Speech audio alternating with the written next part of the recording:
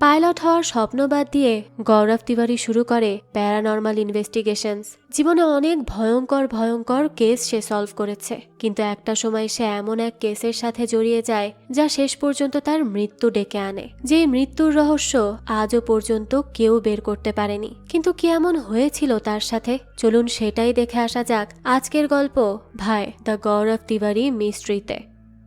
শুরুতে আমরা বাস্তব জীবনের গৌরবকে দেখতে পাই, যেখানে তার ইনভেস্টিগেশন করার কিছু দৃশ্য দেখানো হয়। অর্থাৎ এটা ইন্ডিয়ান প্যারানর্মাল ইনভেস্টিগেটর গৌরবের রিয়েল ফুটেজ ছিল, যেখানে গৌরব সহ তার টিমমেটরা একটা হন্টেড হাউসে একসাথে যায় আর সেখানে গিয়েই তারা ইনভেস্টিগেট করছিল। আর এরপরই আসল গৌরবের রহস্যজনকভাবে মৃত্যু ঘটে আর সেই খবর ছড়িয়ে যায় পুরো ইন্ডিয়ার প্রতিটা নিউজ চ্যানেলে। এরপরই দৃশ্য কাট হয়, আমরা 2016 সালের দৃশ্য দেখতে পাই, যেখানে গৌরবের লাশের পোস্টমর্টেম করছিল দুজন ডাক্তার। তারা গৌরবের সব জায়গায় টেস্ট করে দেখে, কিন্তু কোথাও কোনো সন্দেহজনক কিছু ছিল না।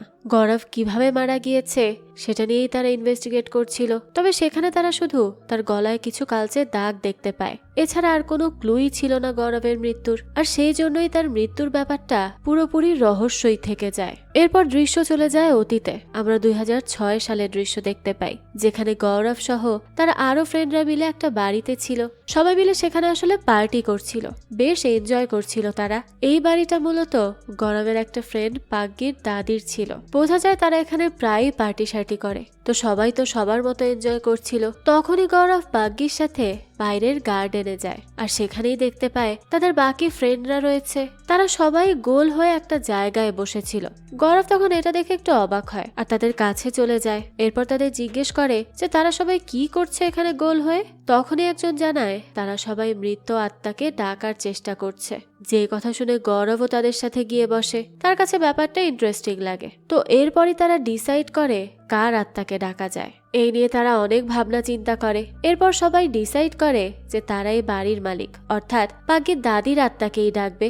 কিন্তু পাগ্গি তো এটাতে প্রথমে রাজিই হয় না, কিন্তু সবাই মিলে বারবার বলাতে সে আর কিছু বলতেও পারে না। শেষমেশ তাদের সবার কথায় রাজি হয়ে যায়। এরপর তারা একটা লেটার বোর্ড দিয়ে পাগ্গির দাদির পুরো নাম নেয় আর তার আত্মাকে ডাকতে শুরু করে। এই বোর্ডে গৌরব আর একটা মেয়ে, এরা দুইজনই হাত রেখে রিচুয়াল করতে থাকে। সে সময় হঠাৎই গৌরবের হাত একা একাই ঘুরতে থাকে ওই লেটার বোর্ডের উপর, আর তা এক একটা লেটারের উপর যাচ্ছিল, যেটা দেখে আরেকজন ওই লেটার গুলো ফলো করে আর দ্রুত খাতায় উঠাতে থাকে। পুরোটা লেখার পর তারা সেটা পড়ে একটা মেসেজ দেখতে পায়, অর্থাৎ পাগ্গির দাদির আত্মা জানিয়েছে যে সে এখানে উপস্থিত আছে। আর তখনই গৌরবের কিছু একটা হয়। এরপরে গৌরব তার একটা আঙ্গুল গুটিয়ে নেয়, যেটা দেখে মনে হচ্ছিল তার শুধু 4টা আঙ্গুলই আছে। এরপরই দেখা যায় গৌরবের কণ্ঠ একেবারে অন্যরকম হয়ে যায় আর সে সবার দিকে তাকিয়ে বলতে থাকে তারা পবিত্র বাড়িটাকে একটা অপবিত্র স্থান করে তুলেছে, তারা তার সুন্দর গার্ডেনকে একটা জঙ্গলে পরিণত করেছে। এরপরে গৌরব পাগ্গির দিকে তাকিয়ে বলে সে সব সময় বোকা ছিল আর এখনো আছে চাম্পু।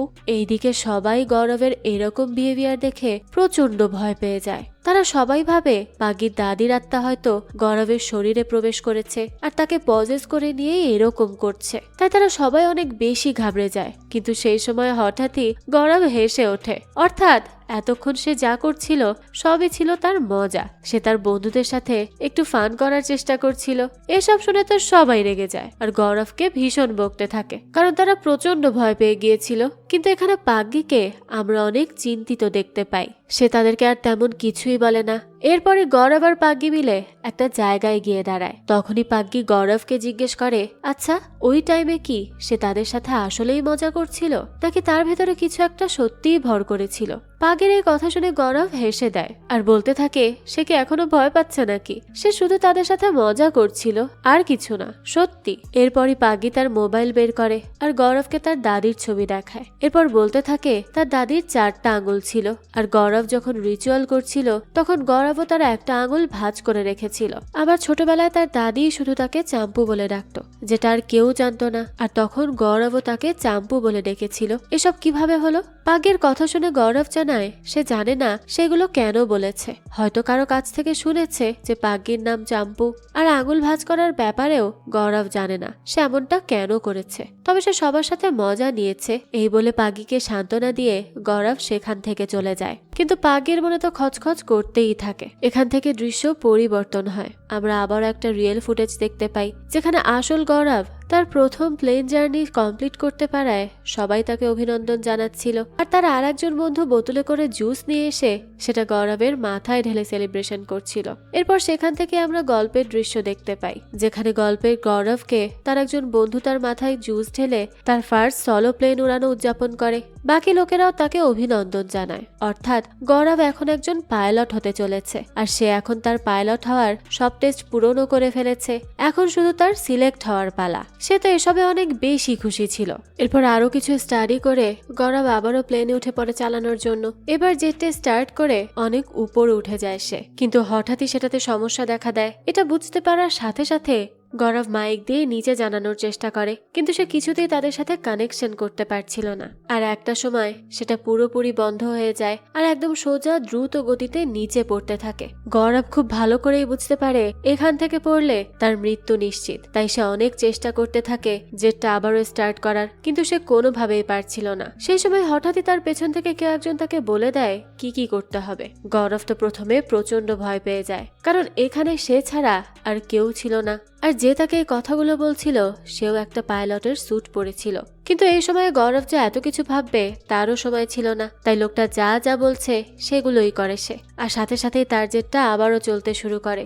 এরপরে গৌরব সেফলি ল্যান্ড করে ফেলে। তখন সে একটা স্বস্তির নিঃশ্বাস ছাড়ে আর ধীরে ধীরে পেছনে তাকায়, কিন্তু সে দেখে সেখানে কেউ ছিল না। তাহলে সে যাকে দেখেছিল সে কি ছিল? সে কি কোনো একটা আত্মা ছিল যে তার জান বাঁচিয়ে তাকে সেফলি ল্যান্ড করতে সাহায্য করেছে? গৌরব জেট থেকে নামতেই আরেকটা মেয়ে চলে আসে সেখানে, আর তাকে নিয়ে যায় সেখান থেকে।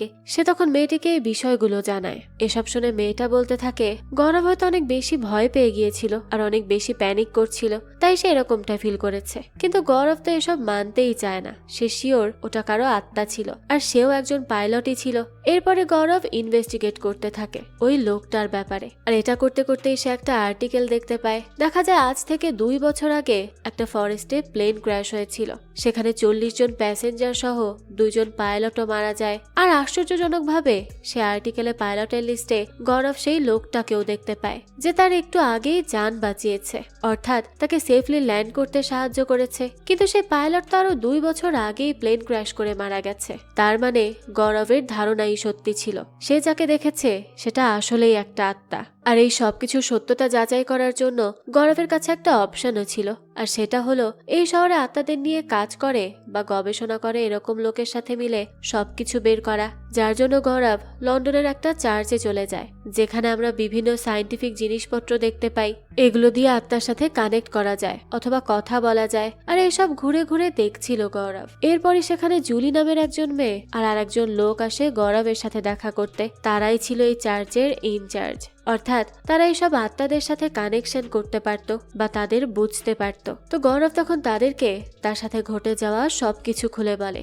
এসব শুনে জুলি গৌরবকে চেক করার জন্য তাকে একটা ভুতুড়ে মর্গের সামনে নিয়ে যায়, যেখানে একটা ফ্রিজে একটা মেয়ের আত্মা ছিল, যেটা এখন ওই মর্গে আছে। আর গৌরব যদি ওই আত্মার সাথে কানেক্ট করতে পারে তাহলে জুলিরা বুঝতে পারবে যে গৌরব আসলেই প্যারানর্মাল জিনিস দেখতে পায়। এরপরে গৌরব একটা ইএমএফ নিয়ে মর্গের ভেতরে ঢুকে যায়, যেটা দ্বারা আত্মাদের উপস্থিতি টের পাওয়া যায় আর কি। এরপর ধীরে ধীরে সে সেখানকার লাইট জ্বালিয়ে ইএমএফটা চালু করে। গৌরব সামনে এগিয়ে ওই ফ্রিজের সামনে গেলে তখনই তার পেছনে আমরা কারো আত্মাকে দেখতে পাই, কিন্তু গৌরব পেছনে তাকাতেই সেখানে কিচ্ছু ছিল না। এরপর আমরা তার একদম পেছনে একটা মেয়েকে দেখি, কিন্তু একটু পর সেও গায়েব হয়ে যায়। বাইরে থেকে জুলি গৌরবকে সব দিক নির্দেশনা দিচ্ছিল, কিন্তু একটু পরই জুলিয়ার কোনো কথা গৌরব আর শুনতে পাচ্ছিল না। এরপরই সে সাহস করে 10 নম্বর ফ্রিজের দরজাটা খোলে। এরপরই ধীরে ধীরে ভেতরে ঢুকে শুয়ে পড়ে। গৌরব সেখানে শুতেই ফ্রিজের দরজাটা একা একাই বন্ধ হয়ে যায়। তাও গৌরব তার সাহস সঞ্চয় করে রাখে, কিন্তু কিছুক্ষণ পর গৌরব তার পায়ের দিকে তাকাতেই সে দেখতে পায় তার পা একটা মরা লাশের পার মতো লাগছে। আবার কিছুক্ষণ পর সেটা ঠিক হয়ে যায়, যেটা দেখে এবার সে সত্যিই ভয় পায় আর বাইরে যাওয়ার জন্য দরজা খোলার চেষ্টা করে, কিন্তু দরজা তো এবার কিছুতেই খুলছিল না। তখনই তার পায়ের উপর একটা মেয়ের আত্মাকে দেখতে পায় সে। এটা দেখে তো সে আরো জোরে জোরে দরজা খোলার চেষ্টা করে, কিন্তু সেটা কোনোভাবেই খোলে না। তাই গৌরব এবার থেমে যায় আর শান্ত হয়ে ওই মেয়ে অর্থাৎ মৌরিনের লাশের দিকে তাকিয়ে থাকে আর বলে সে তাকে সাহায্য করার জন্যই এখানে এসেছে। আর সাথে সাথেই দেখা যায় গৌরবের ফ্রিজের দরজাটা খুলে যায়। এরপর কোনো মতে সে সেখান থেকে নিচে নেমে আসে। তখন সে ওই বক্সটার ভেতর একটা জিনিস দেখতে পায়, যেটা দেখেই সে বুঝতে পারে মৌরিন তাকে এটা দিয়েছে, হয়তো কোনো একটা কারণে। গৌরব তখন সেটা নিয়ে নিজের কাছে রেখে দেয়। এরপর মর্গ থেকে বেরিয়ে আসে। এরপর দেখা যায় গৌরব তার সব এক্সপিরিয়েন্স জুলিয়াকে গিয়ে জানায়, যেটা শুনে জুলিয়া খুব অবাক হয়ে যায় আর বলে গৌরবের সাথে আত্মাদের হয়তো কোনো স্পেশাল কানেকশন আছে, কারণ এর আগে যে কয়জনই মৌরিনের আত্মার সাথে কানেক্ট করতে গিয়েছে কেউই সেটা করতে পারেনি, শুধুমাত্র গৌরবই পেরেছে তার সাথে কানেক্ট করতে। আর তার এই শক্তি পৃথিবীর খুব কম মানুষের মধ্যেই থাকে। এরপর আমরা দেখি গৌরব সেই বব নামের পাইলটের ব্যাপারে তার সিনিয়রদের জানায় যে 2 বছর আগে প্লেন ক্র্যাশ করে মারা গেছে আর তাকে মৃত্যুর হাত থেকে বাঁচিয়েছে। কিন্তু তার এসব কথা সিনিয়র পাইলটরা কেউই বিশ্বাস করে না। কিন্তু গৌরবের বিশ্বাস পাইলটটা সেদিন 40 জন প্যাসেঞ্জারকে বাঁচাতে পারেনি ঠিকই, কিন্তু সেদিন সে তার যান বাঁচিয়েছে আর সেজন্যই গৌরব ববের আত্মার শান্তির জন্য কাজ করে যাবে। এই কথা শুনে সিনিয়র পাইলটরা তাকে পাগল ভাবে আর একটা সময় তাকে রিজেক্ট করে দেয়। অর্থাৎ এতদিন ধরে যে গৌরব একজন পাইলট হওয়ার জন্য পরিশ্রম করে গেছে সেই সব কিছু আজ বিফলে যায়। এত ট্যালেন্ট থাকা সত্ত্বেও গৌরবকে পাইলট হিসেবে রিজেক্ট করা হয়। কিন্তু এই ব্যাপারটা নিয়ে গৌরব মোটেও আফসোস করে না, কারণ সে এখন খুব ভালো করেই বুঝে গেছে যে তার জন্য কোন ক্যারিয়ারটা বেশি ভালো হবে। এরপরই সে লন্ডন থেকে ইন্ডিয়া চলে আসে আর সোজা তার বাবা মার বাড়িতে গিয়ে তার বাবাকে সব কিছু খুলে বলে। গৌরবকে হুট করে এভাবে ফিরে আসতে দেখে তার বাবা মা অনেক অবাক হয়। তখন গৌরব সরাসরি তার বাবাকে বলে সে পাইলট হতে চায় না। এই কথা শুনে গৌরবের বাবা তো তার উপর খুব রাগ করে আর বলে এত বছর ধরে এত এত টাকা দিয়ে তাকে লন্ডন পাঠিয়ে পাইলটের পুরো কোর্স কমপ্লিট করানো হলো, আর যখন সে ফাইনাল স্টেপে আসলো তখনই তাকে রিজেক্ট করে দেয়া হলো, আর এখন সে বলছে আসলে সে পাইলটই হতে চায় না, তাহলে সে কি হতে চায়? তখন গৌরব বলে সে বুঝে গেছে যে কি নিয়ে সে কাজ করতে চায়। গৌরবের বাবা মা তখন তাকে জিজ্ঞেস করে আর কি এমন আছে যেটার জন্য গৌরব পাইলট হওয়া ছেড়ে দিল। তখন গৌরব জানায় সে একজন প্যারানর্মাল ইনভেস্টিগেটর হতে চায়। ছেলের এরকম কথা শুনে তো তারা অনেক বেশি ঘাবড়ে যায়, তার ছেলে পাইলট থেকে সোজা তান্ত্রিক হতে যাচ্ছে। তখন গৌরব তার বাবাকে বোঝানোর চেষ্টা করে, কিন্তু সে কিছুতেই কোনো কিছু বুঝতে চায় না। আর যাওয়ার আগে গৌরবকে বলে যায় সে তাকে প্রমিস করেছিল যদি গৌরব পাইলট হতে না পারে তাহলে সে তার বাবার ফ্যাক্টরিতে কাজ করবে। তাই এখন আর কোনো কথা না বাড়িয়ে সে যেন কালকে থেকে ফ্যাক্টরিতে চলে যায়। গৌরব তার বাবাকে অনেক বোঝানোর চেষ্টা করে, কিন্তু সে গৌরবের কোনো কথা না শুনে সেখান থেকে চলে যায়। দৃশ্য চলে যায় পরের দিন। আমরা দেখি গৌরব সত্যিই তার বাবার ফ্যাক্টরিতে এসেছে কাজ করার জন্য। এখানে একজন লোক গৌরবকে আশেপাশে সবকিছু বুঝিয়ে দিচ্ছিল, কিন্তু গৌরবের তো সেদিকে কোনোই মন ছিল না, কারণ সে এসবে কোনো ইন্টারেস্টই পাচ্ছিল না। এরপর দৃশ্য চলে যায় দুপুর বেলা। যখন সে টিফিন থেকে খাবার বের করে খেতে থাকে তখন হঠাৎ করে একটা খবরের কাগজের দিকে তার নজর পড়ে। আর এরপর গৌরব বেশ ভালো করে লেখাটা পড়ে আর দেখে মুম্বাইয়ের একটা হোস্টেলে একজন শিক্ষার্থী আত্মহনন করেছে, আর তারপর থেকেই সেখানে ভৌতিক ঘটনা ঘটে চলেছে। এই খবরটা নজরে পড়তেই গৌরব সাথে সাথে সেই হোস্টেলের ইনচার্জকে কল করে আর ম্যানেজারের সাথে কথা বলতে চায়। এরপরে আমরা দেখি গৌরব মুম্বাই চলে এসেছে। সে সোজা চলে যায় হকিংস নামের ওই হোস্টেলে। গৌরব হোস্টেলের ভেতরে গিয়ে সেখান থেকে একজন লোকের কাছ থেকে ওই রুম নাম্বারটা জিজ্ঞেস করে, যে রুমে মূলত ওই ছেলেটা আত্মহনন করেছিল। লোকটা গৌরবকে সেখানে যেতে অনেক নিষেধ করে, কিন্তু গৌরব তো তার কোনো কথা শোনে না। সে ওই রুমের সামনে চলে যায় যেখানে আগে থেকেই অনেক কিছু দেয়া ছিল। লোকটা জানায় কোন এক তান্ত্রিক এসেই এইসব করে গেছে। এরপরে গৌরব ওই রুমটার ভেতরে ঢুকে যায়। সে কোনো নিষেধ মানে না, কিন্তু ওই লোকটা তো আর ঢোকার সাহস করে না। গৌরব ভেতরে ঢুকে রুমের লাইট অন করে আর তার ইএমএফটা চালু করে, আর সেটা চালু করতেই রুমের লাইটটা বন্ধ হয়ে যায়। কিন্তু গৌরব এতে ভয় না পেয়ে তার টর্চ লাইটটা জ্বালায় আর সামনে এগোতে থাকে। সামনে এগোতে এগোতে হঠাৎই ইএমএফটা জ্বলতে থাকে, যেটা দেখে গৌরব সেটা অনুসরণ করে সামনে আগায়। হঠাৎ রুমের ফ্যান চালু হয়ে যায়। গৌরব তখন সেখানে গিয়ে জিজ্ঞেস করে এখানে কি কেউ আছে? তখনই রুমের আর একটা দরজা একা একাই খুলে যায়। গৌরব ধীরে ধীরে সেখানে যায় আর সামনে একটা আয়না দেখতে পায়, আর সেখানে ইএমএফটা জোরে জোরে ব্লিঙ্ক করতে শুরু করে। তখনই গৌরবের টর্চ লাইটটাও বন্ধ হয়ে যায়। এরপরই সে তার মোবাইলের ফ্ল্যাশ অন করে। গৌরব তখন ইএমএফটা পাশে রেখে আয়নার দিকে তাকিয়ে থাকে। সেই সময় একা একা আয়নাটা খুলে যায় আর ভেতরে গৌরব একটা চক দেখতে পায়। সে চকটা হাতে নিতেই আয়নাটা আবারও ধপ করে লেগে যায়। তখনই গৌরবের পেছনে আমরা ভয়ঙ্কর কিছু দেখতে পাই। গৌরব সেটা দেখে তো প্রচন্ড ভয় পেয়ে যায়, আর তখনই তার কিছু একটা হয়ে যায়। সে আয়না দিয়ে ওই আত্মাটার দিকে তাকিয়ে তাকিয়ে আয়নার মধ্যে চক দিয়ে কিছু একটা আঁকতে থাকে। তাকে দেখে বোঝাই যাচ্ছিল যে সে এখন নিজের কন্ট্রোলে ছিল না, তাকে হয়তো ওই আত্মা পজেস করে নিয়েছে, আর তাকে দিয়ে আয়নাতে কিছু একটা সে আঁকাচ্ছিল। গৌরব আঁকা শেষ করতেই ঘরের লাইটটা জ্বলে ওঠে। আমরা দেখতে পাই সেখানে আর আত্মাটা নেই, কিন্তু ততক্ষণে পুলিশ এসে পড়ে সেই রুমে। আর গৌরবকে এখানে একা আসতে দেখে তাকে অনেক বকতে থাকে আর ম্যানেজারকে বলে সে কিভাবে কোনো লোককে ঘরের ভেতর ঢুকতে দিল। তখন ম্যানেজার বলে গৌরব বলেছিল সে নাকি আত্মার সাথে কথা বলবে। তারা কি করত, তারা তাকে অনেক আটকানোর চেষ্টা করেছে কিন্তু সে কোনো কথাই শোনেনি। এসব শুনে পুলিশটা গৌরবের উপর হাসতে থাকে আর সে গৌরবকে লাঠি দিয়ে বাড়ি দিয়ে তাকে সেখান থেকে বের করে দেয়। আর এরপরই দেখা যায় গৌরব তার বন্ধুদের সাথে কথা বলে আর তাদের জানায় এই কাজ সে এখন আর শখের বসে না, বরং একজন প্রফেশনাল হিসেবে করতে চায়। পুলিশের লাঠির বাড়ি খেয়েও তার মধ্যে কোনো পরিবর্তন আসেনি। সে যা ঠিক করেছে এখন সেটা করবেই করবে। এরপরে সে তার কার্ড দেখায় তার বন্ধুদের। এদিকে কেউ গৌরবের এই উদ্যোগে পুরোপুরি খুশি ছিল না, কারণ এটাই অনেক বেশি রিস্ক ছিল, যে কোনো কিছু হতে পারত।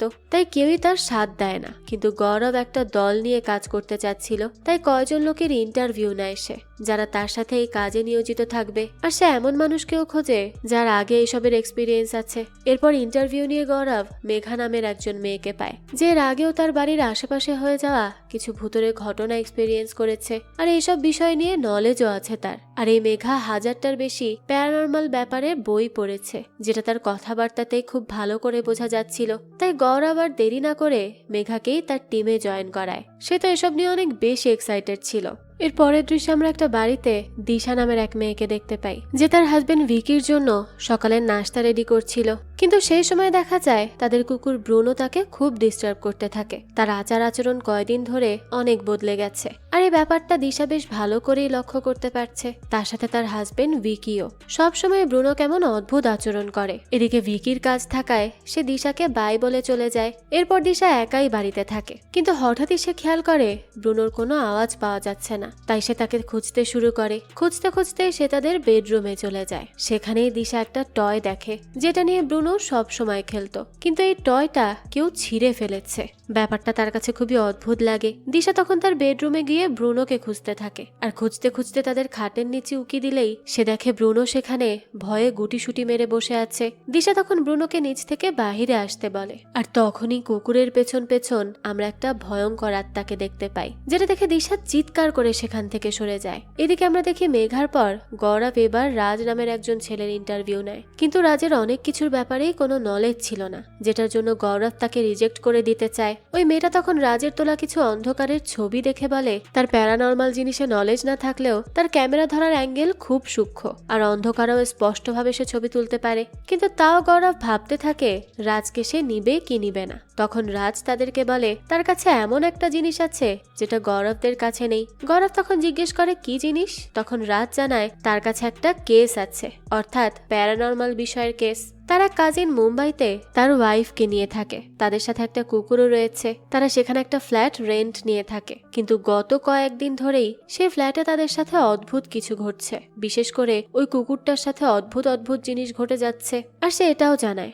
যে তার কাজিনের ওয়াইফও কোনো এক ভয়ঙ্কর আত্মাকে দেখতে পায়। অর্থাৎ রাজ তাদের কথাই বলছে যাদেরকে আমরা একটু আগেই দেখেছিলাম। এরপর গৌরবরা তখনই রওনা দিয়ে দেয় ভিকিদের ফ্ল্যাট ভিজিট করার জন্য। তারা সেখানে গিয়ে ভিকি আর দিশার সাথে কথা বলে। এরপর ভিকি তাদের বেডরুমে নিয়ে যায়, যেখানে একটা বন্ধ জানালার পাশে ব্রুনো চুপ করে বসেছিল। সে বাহিরের দিকেই এক মনে তাকিয়েছিল। দিশা তখন জানায় গত কয়েকদিন ধরেই ব্রুনো না খেয়ে সারাক্ষণ এই জায়গাটায় বসে থাকে আর সবসময় কোনো একটা ভয়ে ভয়ে থাকে। গৌরব এসব শুনে ধীরে ধীরে ব্রুনোর কাছে যায় আর রাজকে জিজ্ঞেস করে তার ব্যাটারিতে চার্জ আছে কি। রাজ জানায় পুরো ব্যাটারি ফুল আছে। ভিকি তখন গৌরবকে সাবধান করে দেয় যে সে যেন জানালা না খোলে, কারণ ব্রুনো কাউকে জানালাই খুলতে দেয় না। এদিকে মেঘাও ইএমএফটা নিয়ে সারা ঘর হাঁটতে থাকে। তখন দিশা জানায় ঘটনা শুরু হয় এই ঘর থেকে। একদিন রাতের বেলা ভিকির বাসা আসতে অনেক লেট হয়ে গিয়েছিল, তাই দিশা ভিকির জন্য খাবার রেখে শুয়ে পড়েছিল। তার মনে আছে সে কিছুক্ষণ টিভি দেখে সেটা অফ করে শুয়ে পড়েছিল, কিন্তু হঠাৎই তার কিছু একটা অনুভব হতে থাকে আর সামনে থাকা টিভিটাও একা একাই অন হয়ে যায়। এটা দেখে ভীষণ ভয় পেয়ে যায় দিশা, কিন্তু সে আবার নিজেকে কোনো মতে সামলে শুয়ে পড়ে। কিন্তু তার মনে হচ্ছিল যে তার পেছন থেকে অর্থাৎ জানালা দিয়ে কেউ ঘরে প্রবেশ করছে। তাই সে ধীরে ধীরে ধীরে পেছনে তাকায়, কিন্তু দেখে সেখানে কেউ নেই। এরপর যেই সে সামনে ঘুরতে যাবে তখনই তার সামনে একটা ভয়ঙ্কর আত্মা এসে দাঁড়ায়। এটা দেখেই তো দিশা ভয়ে চিৎকার করে ওঠে, আর তার চিৎকার শুনে ভিকি দৌড়ে তার কাছে আসে। সেদিন থেকে তাদের সাথে একটার পর একটা ঘটনা ঘটে যাচ্ছে, যেটার প্রভাব এখন ব্রুনোর উপর এসে পড়েছে। এদিকে মেঘা ইএমএফটা নিয়ে জানালার সামনে আসে, আর সেখানে আসতেই সেটা ব্লিঙ্ক করতে শুরু করে, আর কুকুরটাও চিৎকার করতে থাকে। এদিকে রাত জানায় তার ক্যামেরার ব্যাটারি একা একাই ডাউন হয়ে যাচ্ছে। 1 মিনিটে হুট করে 25% চার্জ চলে গেছে। কথা শুনে গৌরব দিশা আর ভিকিকে বলে এই ঘরে শিওর একটা আত্মা আছে। ভিকি তখন জিজ্ঞেস করে গৌরব কিভাবে শিওর যে এই ঘরে কোনো আত্মা আছে? তখন গৌরব বলে তার শিওর হওয়ার অনেক কারণ আছে। তার মতে এই ফ্ল্যাটের এক এক রুমে এক এক ধরনের টেম্পারেচার, আর এই রুমের ঘড়িটাও নষ্ট, সাথে তাদের ক্যামেরার ব্যাটারিটাও খুব দ্রুত ডাউন হচ্ছে। আর এই সব কিছু হচ্ছে আত্মার কারণে, কারণ আত্মারা এই সব মাধ্যমে তাদের এনার্জি রিফিউজ করে। তাছাড়া গৌরব আত্মাদের উপস্থিতিও অনুভব করতে পারে। আর সবচেয়ে বড় কারণটা হচ্ছে মানুষের থেকে প্রাণীদের মাইন্ড অনেক প্রখর হয়, তাই একজন মানুষের থেকে একজন প্রাণী দ্রুত বুঝে যেতে পারে যে কোন জায়গায় কিরকম শক্তি বসবাস করে। আর ব্রুনোর ব্যবহারে সেটাই প্রমাণ হয় যে ব্রুনো কোনো আত্মাকে দেখেই এমন করছে, আর ওই আত্মা থেকে তাদের বাঁচাতেই ব্রুনো সবসময় এই জানালার পাশে বসে থাকে। গৌরবের এই কথাগুলো শুনে দিশা ভীষণ চিন্তিত হয়ে যায়, আর বলতে থাকে কিন্তু তাদের ঘরে যে আত্মাটা আছে এই আত্মাটা আসলে কার? গৌরবও এটা নিয়ে ভাবতে থাকে, কারণ তাকে আত্মার সাথে কথা বলতে হলে আগে এটা জানতে হবে যে এই আত্মাটা কার। তাই গৌরব এই বাড়ির মালিকের সাথে দেখা করতে চায়, যদি তার থেকে কোনো ইনফরমেশন পাওয়া যায় সেই জন্য। এরপরে ভিকি গৌরবকে এই বাড়ির মালিক মিস্টার পারিখের কাছে নিয়ে যায়। তাকে সব ঘটনা বলার পরেও সে কিছুতেই বিশ্বাস করে না। গৌরব তখন জানতে চায় তাদের আগে এই ফ্ল্যাটে কে ছিল। প্রথমে পারিক কিছু বলতে চায় না, কিন্তু পরে সে জানায় ভিকিদের আগে এই ফ্ল্যাটে একটা ছেলে থাকতো। সে কলকাতা থেকে এসেছিল, কিন্তু হঠাৎ একদিন তার ফ্ল্যাট থেকে প্রতিবেশীরা ধোঁয়া দেখতে পায়, অর্থাৎ ছেলেটা নিজেই নিজের পুরো শরীরে আগুন ধরিয়ে দিয়েছিল, অর্থাৎ সে আত্মহনন করে নিয়েছিল। এরপর দেখা যায় পুলিশ সেখানে আসে, কিন্তু তারা তেমন কোনো ইনভেস্টিগেশনই করে না, আর পরবর্তীতে এই ঘটনাটাকে একটা আত্মহনন বলে চালিয়ে দেয়। তবে এর পরেও পারিক তাদেরকে বিশ্বাস করে না, তাদের কথা বিশ্বাস করে না আর কি, যে ওই ফ্ল্যাটে অস্বাভাবিক কিছু আছে। তখন গৌরব বলে তার কথা ঠিক আছে, প্রমাণ ছাড়া কেউ বিশ্বাসও করবে না কিছু, তাই সে তাকে প্রমাণ দেখাতে চায়, তাহলে তো সে বিশ্বাস করবে। এরপরে আমরা দেখতে পাই গৌরব দিশাদের রুমে একটা ক্যামেরা সেট করে, আর তার ইএমএফটা অন করে ছেলেটার নাম ধরে ডাকতে থাকে। আর সে যদি এখানে উপস্থিত থাকে তাহলে তাদেরকে একটা ইশারা দিতে বলে। দেখা যায় কিছুক্ষণ পরই সবাই লক্ষ্য করে ঘরটা তুলনামূলকভাবে অনেক বেশি ঠান্ডা হয়ে আসছে। এদিকে গৌরব ছেলেটাকে বারবার ডাকতে থাকে, তখন হঠাৎই সেখানকার একটা এনার্জি বাল্ব ব্লিঙ্ক করে ওঠে, অর্থাৎ ছেলেটা তাদেরকে ইশারা দিচ্ছে যে সে এখানে উপস্থিত আছে। এরপর আর একটা বাল্বও ব্লিঙ্ক করতে থাকে। এতে করে সবাই ভয় পেয়ে যায়। মিস্টার পারিকও এবার কিছুটা ভয় পেতে থাকে। এরপর গৌরব বুঝতে পারে যে তাকে জানালা খোলার ইশারা দেয়া হচ্ছে, তাই সে ভিকিকে বলে ব্রুনোকে বাহিরে নিয়ে যেতে। ভিকি কুকুরটাকে নিয়ে বাহিরে যেতেই গৌরব ইএমএফটা মেঘার হাতে দিয়ে দেয়, আর সে ধীরে ধীরে করে জানালাটা খুলে দেয়। সাথে সাথেই দেখা যায় জানালার বাহির থেকে কেউ গৌরবকে টেনে নিয়ে যেতে চায়। এখান থেকে দৃশ্য চলে আসে বর্তমানে, অর্থাৎ 2025 সালে, যেখানে আমরা আইরিন নামের একজন রিপোর্টার আর রাইটারকে দেখতে পাই। আইরিন তখন তার কম্পিউটারে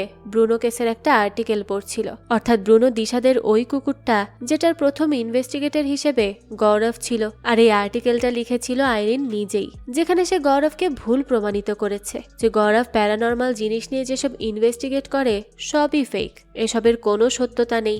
একটু পরে আইরিনের ফোনে একটা মেসেজ আসে।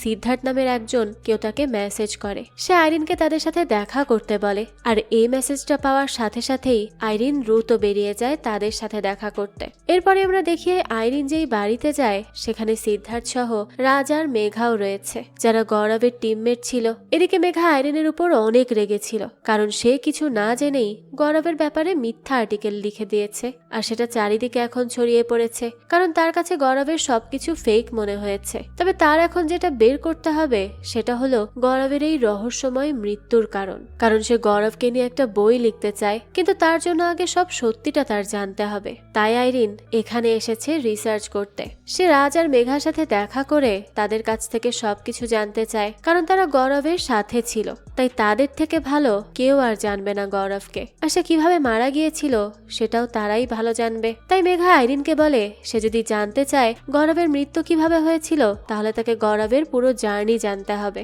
দৃশ্য চলে যায় আবারও ফ্ল্যাশব্যাকে, অর্থাৎ যখন গৌরব এই জানালাটা খুলতে যাচ্ছিল সেই সময়। তখন দেখা যায় জানালা খোলার পরই তো গৌরবকে টেনে নিয়ে যাওয়া হয়, কিন্তু সেই সময় সে কোনো মতে বারান্দার রেলিং ধরে বেঁচে যায়। এরপরই রাজ আর মেঘা দৌড়ে গিয়ে তাকে সেখান থেকে উঠায়। এদিকে হুট করে এমনটা হওয়ায় গৌরব নিজেও খুব ঘাবড়ে গিয়েছিল। সে তো বুঝতেই পারেনি এমন কিছু হতে পারে। এদিকে এত কিছুর পরেও মিস্টার পারেখ গৌরবদের কোনোভাবেই বিশ্বাস করছিল না। সে উল্টো গৌরবদের নানান ধরনের কথা শোনাতে থাকে আর বলে এই সবকিছু তারা নাটক করছে, কিন্তু গৌরব তার কথায় কোনোই পাত্তা দেয় না। সে শুধু ভাবতে থাকে 2 বছর ধরে দিশারা এখানে শিফট হয়েছে, কিন্তু এই 2 বছরে এই আত্মা কোনো কিছুই করেনি, তাহলে আজ হঠাৎ কেন এসব করলো সে। এরপর সবাই খেয়াল করে গৌরবের হাতে আঙ্গুলের ছাপ। কেউ জোরে হাত চেপে ধরলে যেমন ছাপ বসে যায়, ঠিক সেরকমই একটা ছাপ ছিল তার হাতে, যেটা দেখে সবাই তখন ঘাবড়ে যায়। এরপরে গৌরবরা সেখান থেকে চলে আসে। গৌরবের মা গৌরবকে কল করে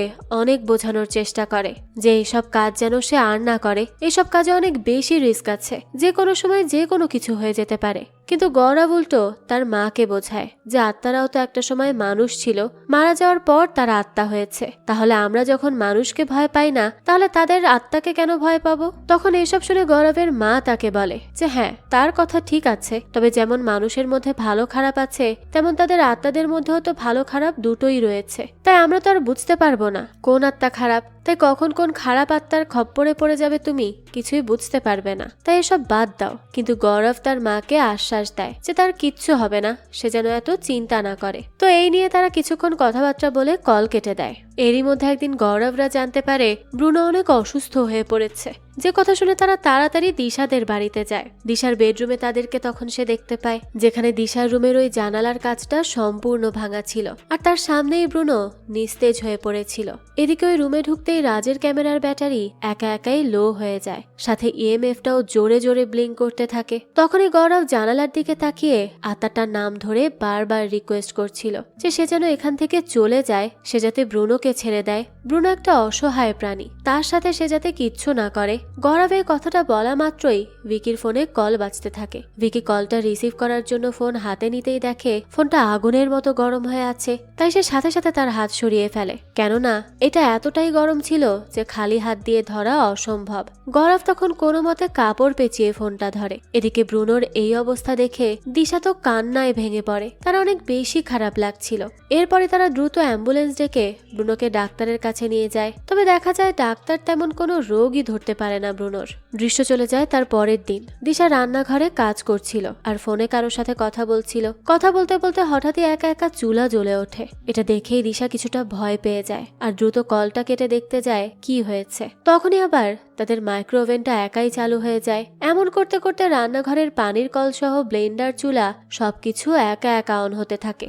দিশা তো এসব দেখে ভয়ে পেছাতে পেছাতে হঠাৎই তার চোখ যায় ফ্রিজের দিকে। সেখানে তাকিয়ে দিশা দেখতে পায় কোনো মানুষের হাত ফ্রিজের ভেতর থেকে ধীরে ধীরে বাহিরে আসছে। মনে হচ্ছে কোনো মানুষ ফ্রিজ থেকে বাহিরে আসার চেষ্টা করছে, যেটা দেখে দিশা নিচে বসে চিৎকার করতে থাকে। আর কিছুক্ষণ পরেই ফ্রিজ খুলে দেখতে পায় সেখানে তো কিছুই ছিল না। আর তখনই তার কানের পাশ দিয়ে কেউ একজন তাকে চিটার বলে চলে যায়। এখানে কি কাহিনী তা তো আমরা ধীরে ধীরেই জানতে পারবো। এরপরে দিশা গৌরবদের ডেকে আনে। গৌরব ফ্রিজ সহ সবকিছু চেক করে। এরপর সে দিশার বেডরুমে যেতে যেতে বলে সে আজ সকালে কলকাতায় কল করে অভিক, অর্থাৎ যেই ছেলের আত্মা এখানে রয়েছে সেই ছেলের পরিবারের সাথে কথা বলেছে। তার পরিবার গৌরবকে জানিয়েছে অভিকের একটা গার্লফ্রেন্ড ছিল যাকে সে খুব ভালোবাসতো, কিন্তু তার গার্লফ্রেন্ড তার সাথে চিট করে, তাও আবার অভিকের বেস্ট ফ্রেন্ডের সাথে। অর্থাৎ মেয়েটা অভিককে ছেড়ে অভিকের বেস্ট ফ্রেন্ডের সাথে রিলেশনে চলে যায়। আর এই বিষয়টাই অভিক মেনে নিতে পারেনি, তাই সে শেষমেশ আত্মহনন করে নেয়, তাও এই ঘরের ভেতরেই। তো গৌরবের এই সব কথা শুনে দিশা কিছুই বলে না। তখন গৌরব আবার দিশাকে উদ্দেশ্য করে বলে অভিক এই 2 বছরে দিশাদের সাথে কিচ্ছু করেনি, কারণ তারা এই 2 বছর দাম্পত্য জীবনে অনেক ভালো ছিল। কিন্তু হঠাৎ দিশা আর ভিকির মধ্যে কিছু একটা সমস্যা হয়েছে, যার জন্য অভিকের আত্মা খুশি না, তাই সে তাদের ক্ষতি করার চেষ্টা করছে। এসব শুনে দিশা ভীষণ কাঁপা কাঁপা গলায় গৌরবকে জিজ্ঞেস করে যে সে এরকমটা কেন মনে করছে। গৌরব বলতে থাকে যেদিন ব্রুনো অসুস্থ হয়ে পড়েছিল সেদিন দিশার ফোনে একটা কল এসেছিল নিধি নামে, যেটা গৌরব নিজে রিসিভ করেছিল। তখন দিশা জানায় নিধি তার কাজিন। গৌরব এ কথা শুনে বলে কিন্তু কল রিসিভ করার পর গৌরব সেখানে একজন ছেলের কণ্ঠ শুনতে পায়, যে দিশার নাম ধরে ডেকেছিল। এই কথা শুনেই তো দিশা চুপ হয়ে যায়। তখন গৌরব দিশাকে জিজ্ঞেস করে দিশা কি কোনো অ্যাফেয়ার করছে নাকি। দিশা তখন আর কোনো উপায় না পেয়ে জানিয়ে দেয় যে ভিকির বেস্ট ফ্রেন্ডের সাথে তার সম্পর্ক আছে। অর্থাৎ ওই দিন ভিকির বেস্ট ফ্রেন্ডই দিশাকে কল করেছিল। এর মানে দিশা ভিকির সাথে চিট করছে, কিন্তু সেটা অভিক চায় না, কেননা তার সাথেও তার গার্লফ্রেন্ড চিট করেছিল। তাই সে দিশার উপর এত রেগে আছে। আর যেদিন যেদিন দিশা ভিকির বেস্ট ফ্রেন্ডের সাথে কথা বলে বা দেখা করে, ঠিক সেদিনই দিশার সাথে এই সব ঘটনা ঘটে। এই সব কিছু বুঝতে পেরে কান্না করতে শুরু করে সে, আর বলে সে আর কখনো এসব করবে না। গৌরবও তখন তাকে বোঝায় সে শুধু ব্রুনোর কথা ভেবে না, তার আর ভিকির কথা ভেবেও যাতে দিশা ভিকির সাথে আর কখনো চিট না করে। এরপর দেখা যায় সেদিন থেকে দিশা তার ভুল বুঝতে পারে আর তার অ্যাফেয়ারটা বন্ধ করে দেয়। তাছাড়া ভিকি বাসা আসলে সে তাকে জড়িয়ে ধরে কাঁদতে থাকে, কিন্তু ভিকি ভাবে দিশা হয়তো এতদিন ধরে এসব ঘটনা চলার কারণে কান্নাকাটি করছে, তাই সে বেশ সুন্দর মতো দিশাকে সান্ত্বনা দেয়। এরপরে গৌরবরা আবারও সেই ঘরে আসে আর সব চেক করে। দেখা যায় এবার আর কোনো খারাপ সাইন দেখা যাচ্ছে না, ইএমএফও ব্লিঙ্ক করছে না, সাথে ক্যামেরার ব্যাটারিও শেষ হচ্ছে না। এখন তো সবকিছু একদম স্বাভাবিক আর শান্ত আছে। এর মানে আজকের পর থেকে অভিকার কাউকে ডিস্টার্ব করবে না। আর এটা ছিল গৌরবের প্রফেশনাল হিসেবে তার প্রথম কেস, আর সেটা সে বেশ ভালোভাবেই পূর্ণ করতে পেরেছে, যেটার জন্য সে মনে একটা শান্তিও অনুভব করছিল আর সে খুব খুশিও ছিল। এরপর দৃশ্য আবারও চলে আসে বর্তমানে, যেখানে এতটুকু ঘটনা বলার পরই মেঘা, রাজ আর সিদ্ধার্থ সেখান থেকে উঠে পড়ে। আইরিন তখন বাকি ঘটনা শুনতে চায়, কিন্তু সিদ্ধার্থ তাকে বলে সরি, বাকি গল্প পরে জানাবো। এই বলে যে যার যার মতো কাজ করতে থাকে। আইরিন তখন তাদেরকে অনেক রিকোয়েস্ট করে যে তারা যেন আরো কিছু ঘটনা বলে, কিন্তু তারা আর কিছু বলার ইন্টারেস্টই দেখায় না। মেঘা বলতে থাকে গৌরবকে সবাই চেনে যে সে কেমন, তাই তারা তাকে নিয়ে আর বেশি কিছু বলার ইন্টারেস্ট দেখাচ্ছে না। তখন আইরিন তাদেরকে বলে সে এখনো গৌরব আর তার এইসব ঘটনাগুলোকে বিশ্বাস করে না, কারণ গৌরব নিজেই বলতো যে পর্যন্ত না সত্যতা জানবে সে, সেই পর্যন্ত মানবে কিভাবে। তাই আইরিনও যে পর্যন্ত সবকিছু না জানবে গৌরবের ব্যাপারে, সেই পর্যন্ত সে তাকে বিশ্বাস করবে না। এটা বলেই সে সেখান থেকে চলে যায়। দৃশ্য চলে যায় রাতের বেলা। সে অনেক ভাবতে থাকে, কারণ যে করেই হোক তাকে যে বইটা লিখতেই হবে, আর সবকিছু জানার জন্য তার কাছে আর একটা অপশন আছে, আর সেটা হলো ডক্টর নিহারিকা, যিনি একজন সাইকিয়াট্রিক ছিলেন, সাথে গৌরবের অনেক ভালো বন্ধু। তার কাছে গেলেই হয়তো আইরিন অনেক প্রশ্নের উত্তর পাবে। কিন্তু আইরিন নানানভাবে নিহারিকার সাথে কথা বলতে চাইলেও সে কোনোভাবেই গৌরবের ব্যাপারে কোনো ধরনের কথা বলতে চায় না তার সাথে। কিন্তু আইরিন তো তাও দমে যাওয়ার পাত্র নয়। সে নিজে চলে যায় পরদিন নিহারিকার সাথে কথা বলতে, কিন্তু তখনও নিহারিকা আইরিনের সাথে কথা বলতে চায় না। আইরিন তখন বলে সে নিহারিকাকে ছাড়াই তার বই লিখতে পারবে, কিন্তু সে চায় তার বইয়ে ওই ঘটনাটাও থাকুক যেটার ব্যাপারে নিহারিকা জানে। নিহারিকা তখন জানায় তার জন্য এইসব ব্যাপার নিয়ে কথা বলাটা মোটেও ইজি না, তাও আইরিন তাকে জোর করতে থাকে সম্পূর্ণ স্টোরি বলার জন্য। কিন্তু নিহারিকা লাস্ট একটা কথা বলে যে তার যা যা বলার ছিল তার সব সে দিল্লির পুলিশদের বলে দিয়েছে। এই বলেই সে গাড়িতে বসে পড়ে, কিন্তু আইরিন তাকে আটকায় আর বলে দিল্লির পুলিশরা গৌরবকে নিয়ে বই লিখতে যাবে না, কিন্তু সে লিখবে, তাই তার সম্পূর্ণটা জানা অনেক জরুরি। কিন্তু নিহারিকা আইরিনের আর কোনো কথারই উত্তর দেয় না। সে চুপচাপ গাড়ি স্টার্ট দিয়ে সেখান থেকে চলে যায়। আইরিনেরও তখন আর কিচ্ছু করার থাকে না। এদিকে নিহারিকাকে দেখানো হয় সে গাড়িতে বেশ অন্যমনস্ক হয়ে বসে থাকে আর ভাবতে থাকে সেই গৌরবের কথা। আর এরপরই আমরা আবার ফ্ল্যাশব্যাকে গৌরবের মৃত্যুর 1 মাস আগের দৃশ্য দেখতে পাই। সেদিন গৌরব নিহারিকার নতুন ক্লিনিকে এসেছিল তার সাথে দেখা করতে। গৌরব নিহারিকাকে একজন বন্ধু হিসেবে অনেক সম্মান করে, আর নিহারিকাও তাকে খুব ভালো করেই চেনে। কিন্তু আজকাল গৌরবের বিহেভিয়ারে নিহারিকার কিছুটা সন্দেহ হয়, কারণ আগের থেকে সে অনেক বেশি চুপচাপ হয়ে গেছে আর অনেক পাল্টে গেছে। তাই নিহারিকা এবার সরাসরি গৌরবকে জিজ্ঞেস করে যে সে অনেকদিন ধরে খেয়াল করছে যে সে কোনো একটা জিনিস নিয়ে অনেক চিন্তিত হয়ে আছে, কি সমস্যা। নিহারিকার এই কথা শুনে গৌরব হেসে দেয় আর বলতে থাকে আরে এসব কিচ্ছু না। কিন্তু নিহারিকা তো থেমে যায় না, সে গৌরবকে বলার জন্য জোর করতে থাকে, কারণ সে একজন সাইকিয়াট্রিস্টের সাথে সাথে গৌরবের অনেক ভালো বন্ধুও। তাই গৌরব যাতে তার কাছে কিচ্ছু না লুকায়, তাকে যেন সবকিছু খুলে বলে, সেটাই সে চায়। এরপরে গৌরব নিহারিকার সামনে বসে আর বলে সে কয়দিন ধরে অদ্ভুত কিছু একটা অনুভব করছে।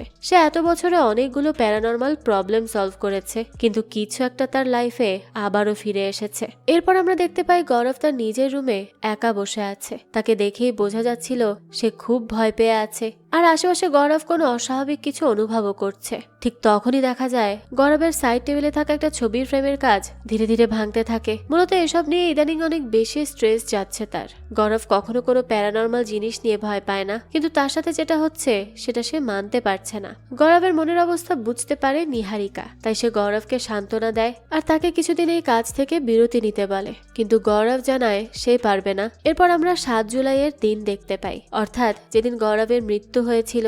সেদিন সকালবেলাতেও গৌরব অনেক বেশি ভয়ে ছিল, কিন্তু আজ তার মুম্বাই যাওয়ার কথা ছিল, তাই সে তার ব্যাকপ্যাক করতে থাকে আর সিদ্ধার্থের সাথে কথা বলতে থাকে। গৌরব সিদ্ধার্থকে জানায় সন্ধ্যার মধ্যেই সে মুম্বাই পৌঁছে যাবে, আর তখন গৌরবের মা এসে তার পেছন থেকে গৌরবের কাঁধে হাত রাখে। এতে তো গৌরব অনেক বেশি ঘাবড়ে যায়, যেটা দেখে গৌরবের মাও ঘাবড়ে যায়, কারণ সে আগে কখনো গৌরবকে এত ছোট ছোট জিনিস নিয়ে ঘাবড়ে যেতে দেখেনি। গৌরবের মা তার এই অবস্থা দেখে তাকে প্রশ্ন করতে থাকে যে সে কি ঠিক আছে, কিন্তু গৌরবের ভেতর তখনও কিছু একটা নিয়ে ভয় ছিল। যে ব্যাপারটা বুঝতে পেরে তার মা জানায় সে গৌরবের জন্য নাস্তা নিয়ে আসছে, সে যেন ততক্ষণে ফ্রেশ হয়ে নেয়। গৌরবও মাথা নাড়ায়, এরপর ওয়াশরুমে চলে যায় গোসল করতে। বেশ অনেকক্ষণ পর গৌরবের মা তার রুমের সামনে আসে আর দেখতে পায় তার ওয়াশরুম থেকে এখনো পানি পড়ার শব্দ আসছে, আর সেই পানি ফ্লোর বেয়ে বাহিরে চলে এসেছে। এটা থেকে সে বাহির থেকেই গৌরবকে ডাকতে থাকে, কিন্তু সে তো কোনো সাড়া দিচ্ছিল না। অনেকক্ষণ ডাকার পরেও গৌরবের কোনো রেসপন্স পাওয়া যায় না। এটা দেখে তার মা অনেক বেশি চিন্তিত হয়ে পড়ে যে না জানি ছেলেটার সাথে কি হলো। তাই সে তার হাজবেন্ডকে ডেকে নিয়ে আসে, অর্থাৎ গৌরবের বাবা। সে এসে অনেকক্ষণ ডাকাডাকি করে, কিন্তু কোনো সাড়া শব্দ না পেয়ে শেষমেশ ওয়াশরুমের দরজাই ভেঙে ফেলে। দরজা ভেঙে ভেতরে ঢুকতেই তারা দেখতে পায় গৌরব ফ্লোরে পড়ে আছে। এটা দেখেই তারা চিৎকার দিয়ে ওঠে, আর তখনই আমরা গৌরবের ঘাড়ে ওই দাগটা দেখতে পাই। এরপরে পুরো ইন্ডিয়ার টিভি চ্যানেলে খবর ছড়িয়ে পড়ে গৌরবের এই রহস্যময় মৃত্যুর খবর, যেখানে কারো কোনো ধারণাই ছিল না যে তার মৃত্যুটা কিভাবে হয়েছে, বা কোনো রকম ক্লুও পায়নি পুলিশ। তাই সবাই তার এই মৃত্যুটাকে অকল্পনীয় ধরে নিয়েছে। এদিকে বর্তমানে আইরিনকে দেখা যায় সেই নিউজগুলো বারবার দেখছিল, যেখানে সবার মুখে শুধু একটাই কথা ছিল, রহস্যময় মৃত্যু। তো এরপরে আইরিন চলে যায় পুলিশের কাছে। সে গৌরবের ব্যাপারে তাদের কাছ থেকে জানতে চায়, কিন্তু পুলিশদেরও একটাই কথা, হয়তো গৌরব নিজে বাথরুমে ঢুকে আত্মহনন করেছে, আর না হয় কোনো আত্মা এসে তাকে মেরে দিয়ে গেছে। আইরিন এসব শুনে বলে অতটুকু একটা বাথরুম, ওখানে একজন মানুষের পক্ষে কোনোভাবেই সম্ভব না আত্মহনন করে নেওয়া। আর যদি নিজেই নিজের গলা টিপে আত্মহনন করত, তাহলে কোনো না কোনো ভাবে রিপোর্টে তো আসতোই, সেটাও তো আসেনি। আইরিনের এত প্রশ্ন দেখে পুলিশ তাকে এসব নিয়ে বেশি ভাবতে বারণ করে, আর তার বইয়ে গৌরবের মৃত্যুটাকে আত্মহনন লিখে দিতে বলে। কিন্তু পুলিশদের এরকম কথা শুনে অনেক বেশি হতাশ হয় আইরিন, কেননা সে এখান থেকে তেমন কোনো ইনফরমেশনই জোগাড় করতে পারেনি। তবে সে কখনোই সত্য না জানা পর্যন্ত ভুলভাল কোনো কিছু এই বইয়ে লিখে দিবে না, সে তার চেষ্টা চালিয়ে যাবে। এরপর একদিন দেখা যায় আইরিন আবারও যায় রাজ, সিদ্ধার্থ আর মেঘার সাথে দেখা করতে। এবার তারা একটা রাস্তায় দেখা করে। সেখানে আইরিন জানতে চায় সিদ্ধার্থ গৌরবের টিমে কবে জয়েন করেছে, কারণ সে যে কয়টা স্টোরি শোনে সেখানে রাজ আর মেঘাই ছিল তার সাথে। সিদ্ধার্থের কথা সে খুব একটা শোনেনি। তখন সিদ্ধার্থ জানায় সে তার নিজের একটা কেসের মাধ্যমে গৌরবের টিমে জয়েন করে। এরপরই দৃশ্য চলে যায় ফ্ল্যাশব্যাকে। আমরা দেখি একদিন সিদ্ধার্থ নিজে আসে গৌরবদের কাছে তার কিছু সমস্যা নিয়ে, কারণ তারা বন্ধুরা মিলে ডিসাইড করেছিল সবাই মিলে কোথাও একটা ঘুরতে যাবে। আর সেই কথা মতোই তারা রাজমাচি নামের একটা রিসোর্ট খুঁজে বের করে আর একটা ডেটও ফিক্স করে ফেলে, আর নির্দিষ্ট দিনে ওই বাংলোর উদ্দেশ্যে রওনা দেয়। তারা সবাই অনেক বেশি এক্সাইটেড ছিল, কিন্তু যেতে যেতেই হঠাৎ করে মাঝ রাস্তায় গাড়ির সামনে সিদ্ধার্থ একটা বাচ্চাকে দেখতে পায়, যাকে শুধু সিদ্ধার্থ একাই দেখছিল। বাচ্চাটা একদম তাদের গাড়ির সামনে ছিল। সিদ্ধার্থ তখন গাড়ি থামাতে বলার আগেই তার ওই বাচ্চাটার উপর দিয়ে গাড়ি চালিয়ে চলে আসে, কিন্তু সিদ্ধার্থ পেছনে তাকিয়ে দেখতে পায় সেখানে ওই বাচ্চাটা তখনও সেভাবেই দাঁড়িয়ে আছে, অর্থাৎ তার উপর দিয়ে গাড়ি চালানোর পরেও তার কিছুই হয়নি। এই সবকিছু দেখে সিদ্ধার্থ অনেক বেশি অবাক হয়ে যায়। সে তখন বেশ ভয়ে ভয়ে সামনে তাকায়, আর তখনই উইন্ডো দিয়ে ওই ছোট ছেলেটা তার দিকে ভয়ঙ্কর ভাবে চেয়ে থাকে। সিদ্ধার্থ এটাতে অনেক বেশি ভয় পেয়ে যায়। এরপর তারা কোনো মতে সেই রিসোর্টে এসে পৌঁছায়। সারাদিন তারা সেখানে ঘোরাফেরা করে। এরপর যখন রাতের বেলা তারা একসাথে ঘুমাচ্ছিল, তখন হঠাৎই রুমের দরজা কেউ বারবার নক করতে থাকে। সিদ্ধার্থ ঘুম থেকে উঠে দরজা খুলতেই সেই বাচ্চা ভূতটাকে দেখতে পায়, অর্থাৎ সে এখানেও চলে এসেছে। সিদ্ধার্থ এটা দেখে ভয়ে চিৎকার করতে থাকে আর তার বাকি বন্ধুদেরকেও ঘুম থেকে ওঠায়, কিন্তু তারা তো কিছুই দেখতে পায় না। হঠাৎই তাদের সামনে ওই বাচ্চার আত্মাটা চলে আসে, আর সাথে সাথে সবাই ভয় পেয়ে যায় আর সেখান থেকে চলে যায়। সেই সময় তাদের পেছনে আমরা ওই বাচ্চাটাকে দাঁড়িয়ে থাকতে দেখি, কিন্তু সেদিন থেকে সেটা আর বন্ধ হয়নি। উল্টো সবসময় ওই বাচ্চাটাকেই তারা দেখতে পেত। ওই বাচ্চাটা কেন যেন আর তাদের পেছন ছাড়েনি। এ কারণে তারা প্রায় সবাই অনেক বেশি আতঙ্কে থাকতো, বিশেষ করে সিদ্ধার্থ। এরপর একদিন দেখা যায় সিদ্ধার্থের এক বন্ধুর সাথেও একই রকম ঘটনা ঘটে। তাই তারা এখন গৌরবের কাছে আসে সমাধান খুঁজতে।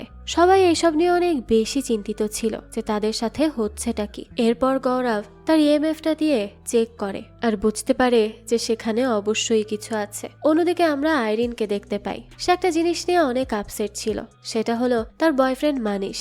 সে আরো আগে মারা গেছে, কিন্তু তার বোন এখনো কন্ট্যাক্ট করে আইরিনের সাথে আর তাকে জানায় তার ভাই সব সময় তার স্বপ্নে আসে আর তার সাথে কথাও বলে। কিন্তু আইরিন এই কথাটা বিশ্বাস করে না, কারণ মানিশ তো আরো আগেই মারা গিয়েছিল। তাই সে বলে মানিশ যদি স্বপ্নে এসে কথাই বলতে পারতো তাহলে তার সাথে বলে না কেন, কারণ সে তো তার গার্লফ্রেন্ড ছিল, সে তাকে অনেক ভালোবাসতো। তখন মেয়েটা বলতে থাকে আইরিন এসবে বিশ্বাস করে না, তাই তার কাছে তার ভাইও আসে না। আইরিন এই সব কিছু মোটেও বিশ্বাস করতে চায় না। মানিশের বোন তখন আইরিনকে অনেক বোঝাতে চায়, কিন্তু সে একটুও বোঝে না আর সেখান থেকে বাসায় চলে আসে। দৃশ্য চলে যায় রাতের বেলা। আইরিন তার ঘরে বসে বসে মানিশেরই ছবি দেখছিল। তার মনটা বেশ খারাপ ছিল। কিছুক্ষণ পর দেখা যায় হঠাৎই মানিশের নাম্বার থেকে তার ফোনে কল আসে। এটা দেখে মানিশা ভীষণ ভয় পেয়ে যায় আর ধীরে ধীরে সে কলটা রিসিভ করে। হ্যালো বলতেই তখন আমরা দেখতে পাই আইরিনের পাশ থেকে মানিশের ভয়ানক আত্মা তাকে উত্তর দেয়। আইরিন তো তাকে দেখে অনেক ভয় পেয়ে যায়, কিন্তু সে মোটেও চিৎকার করে না।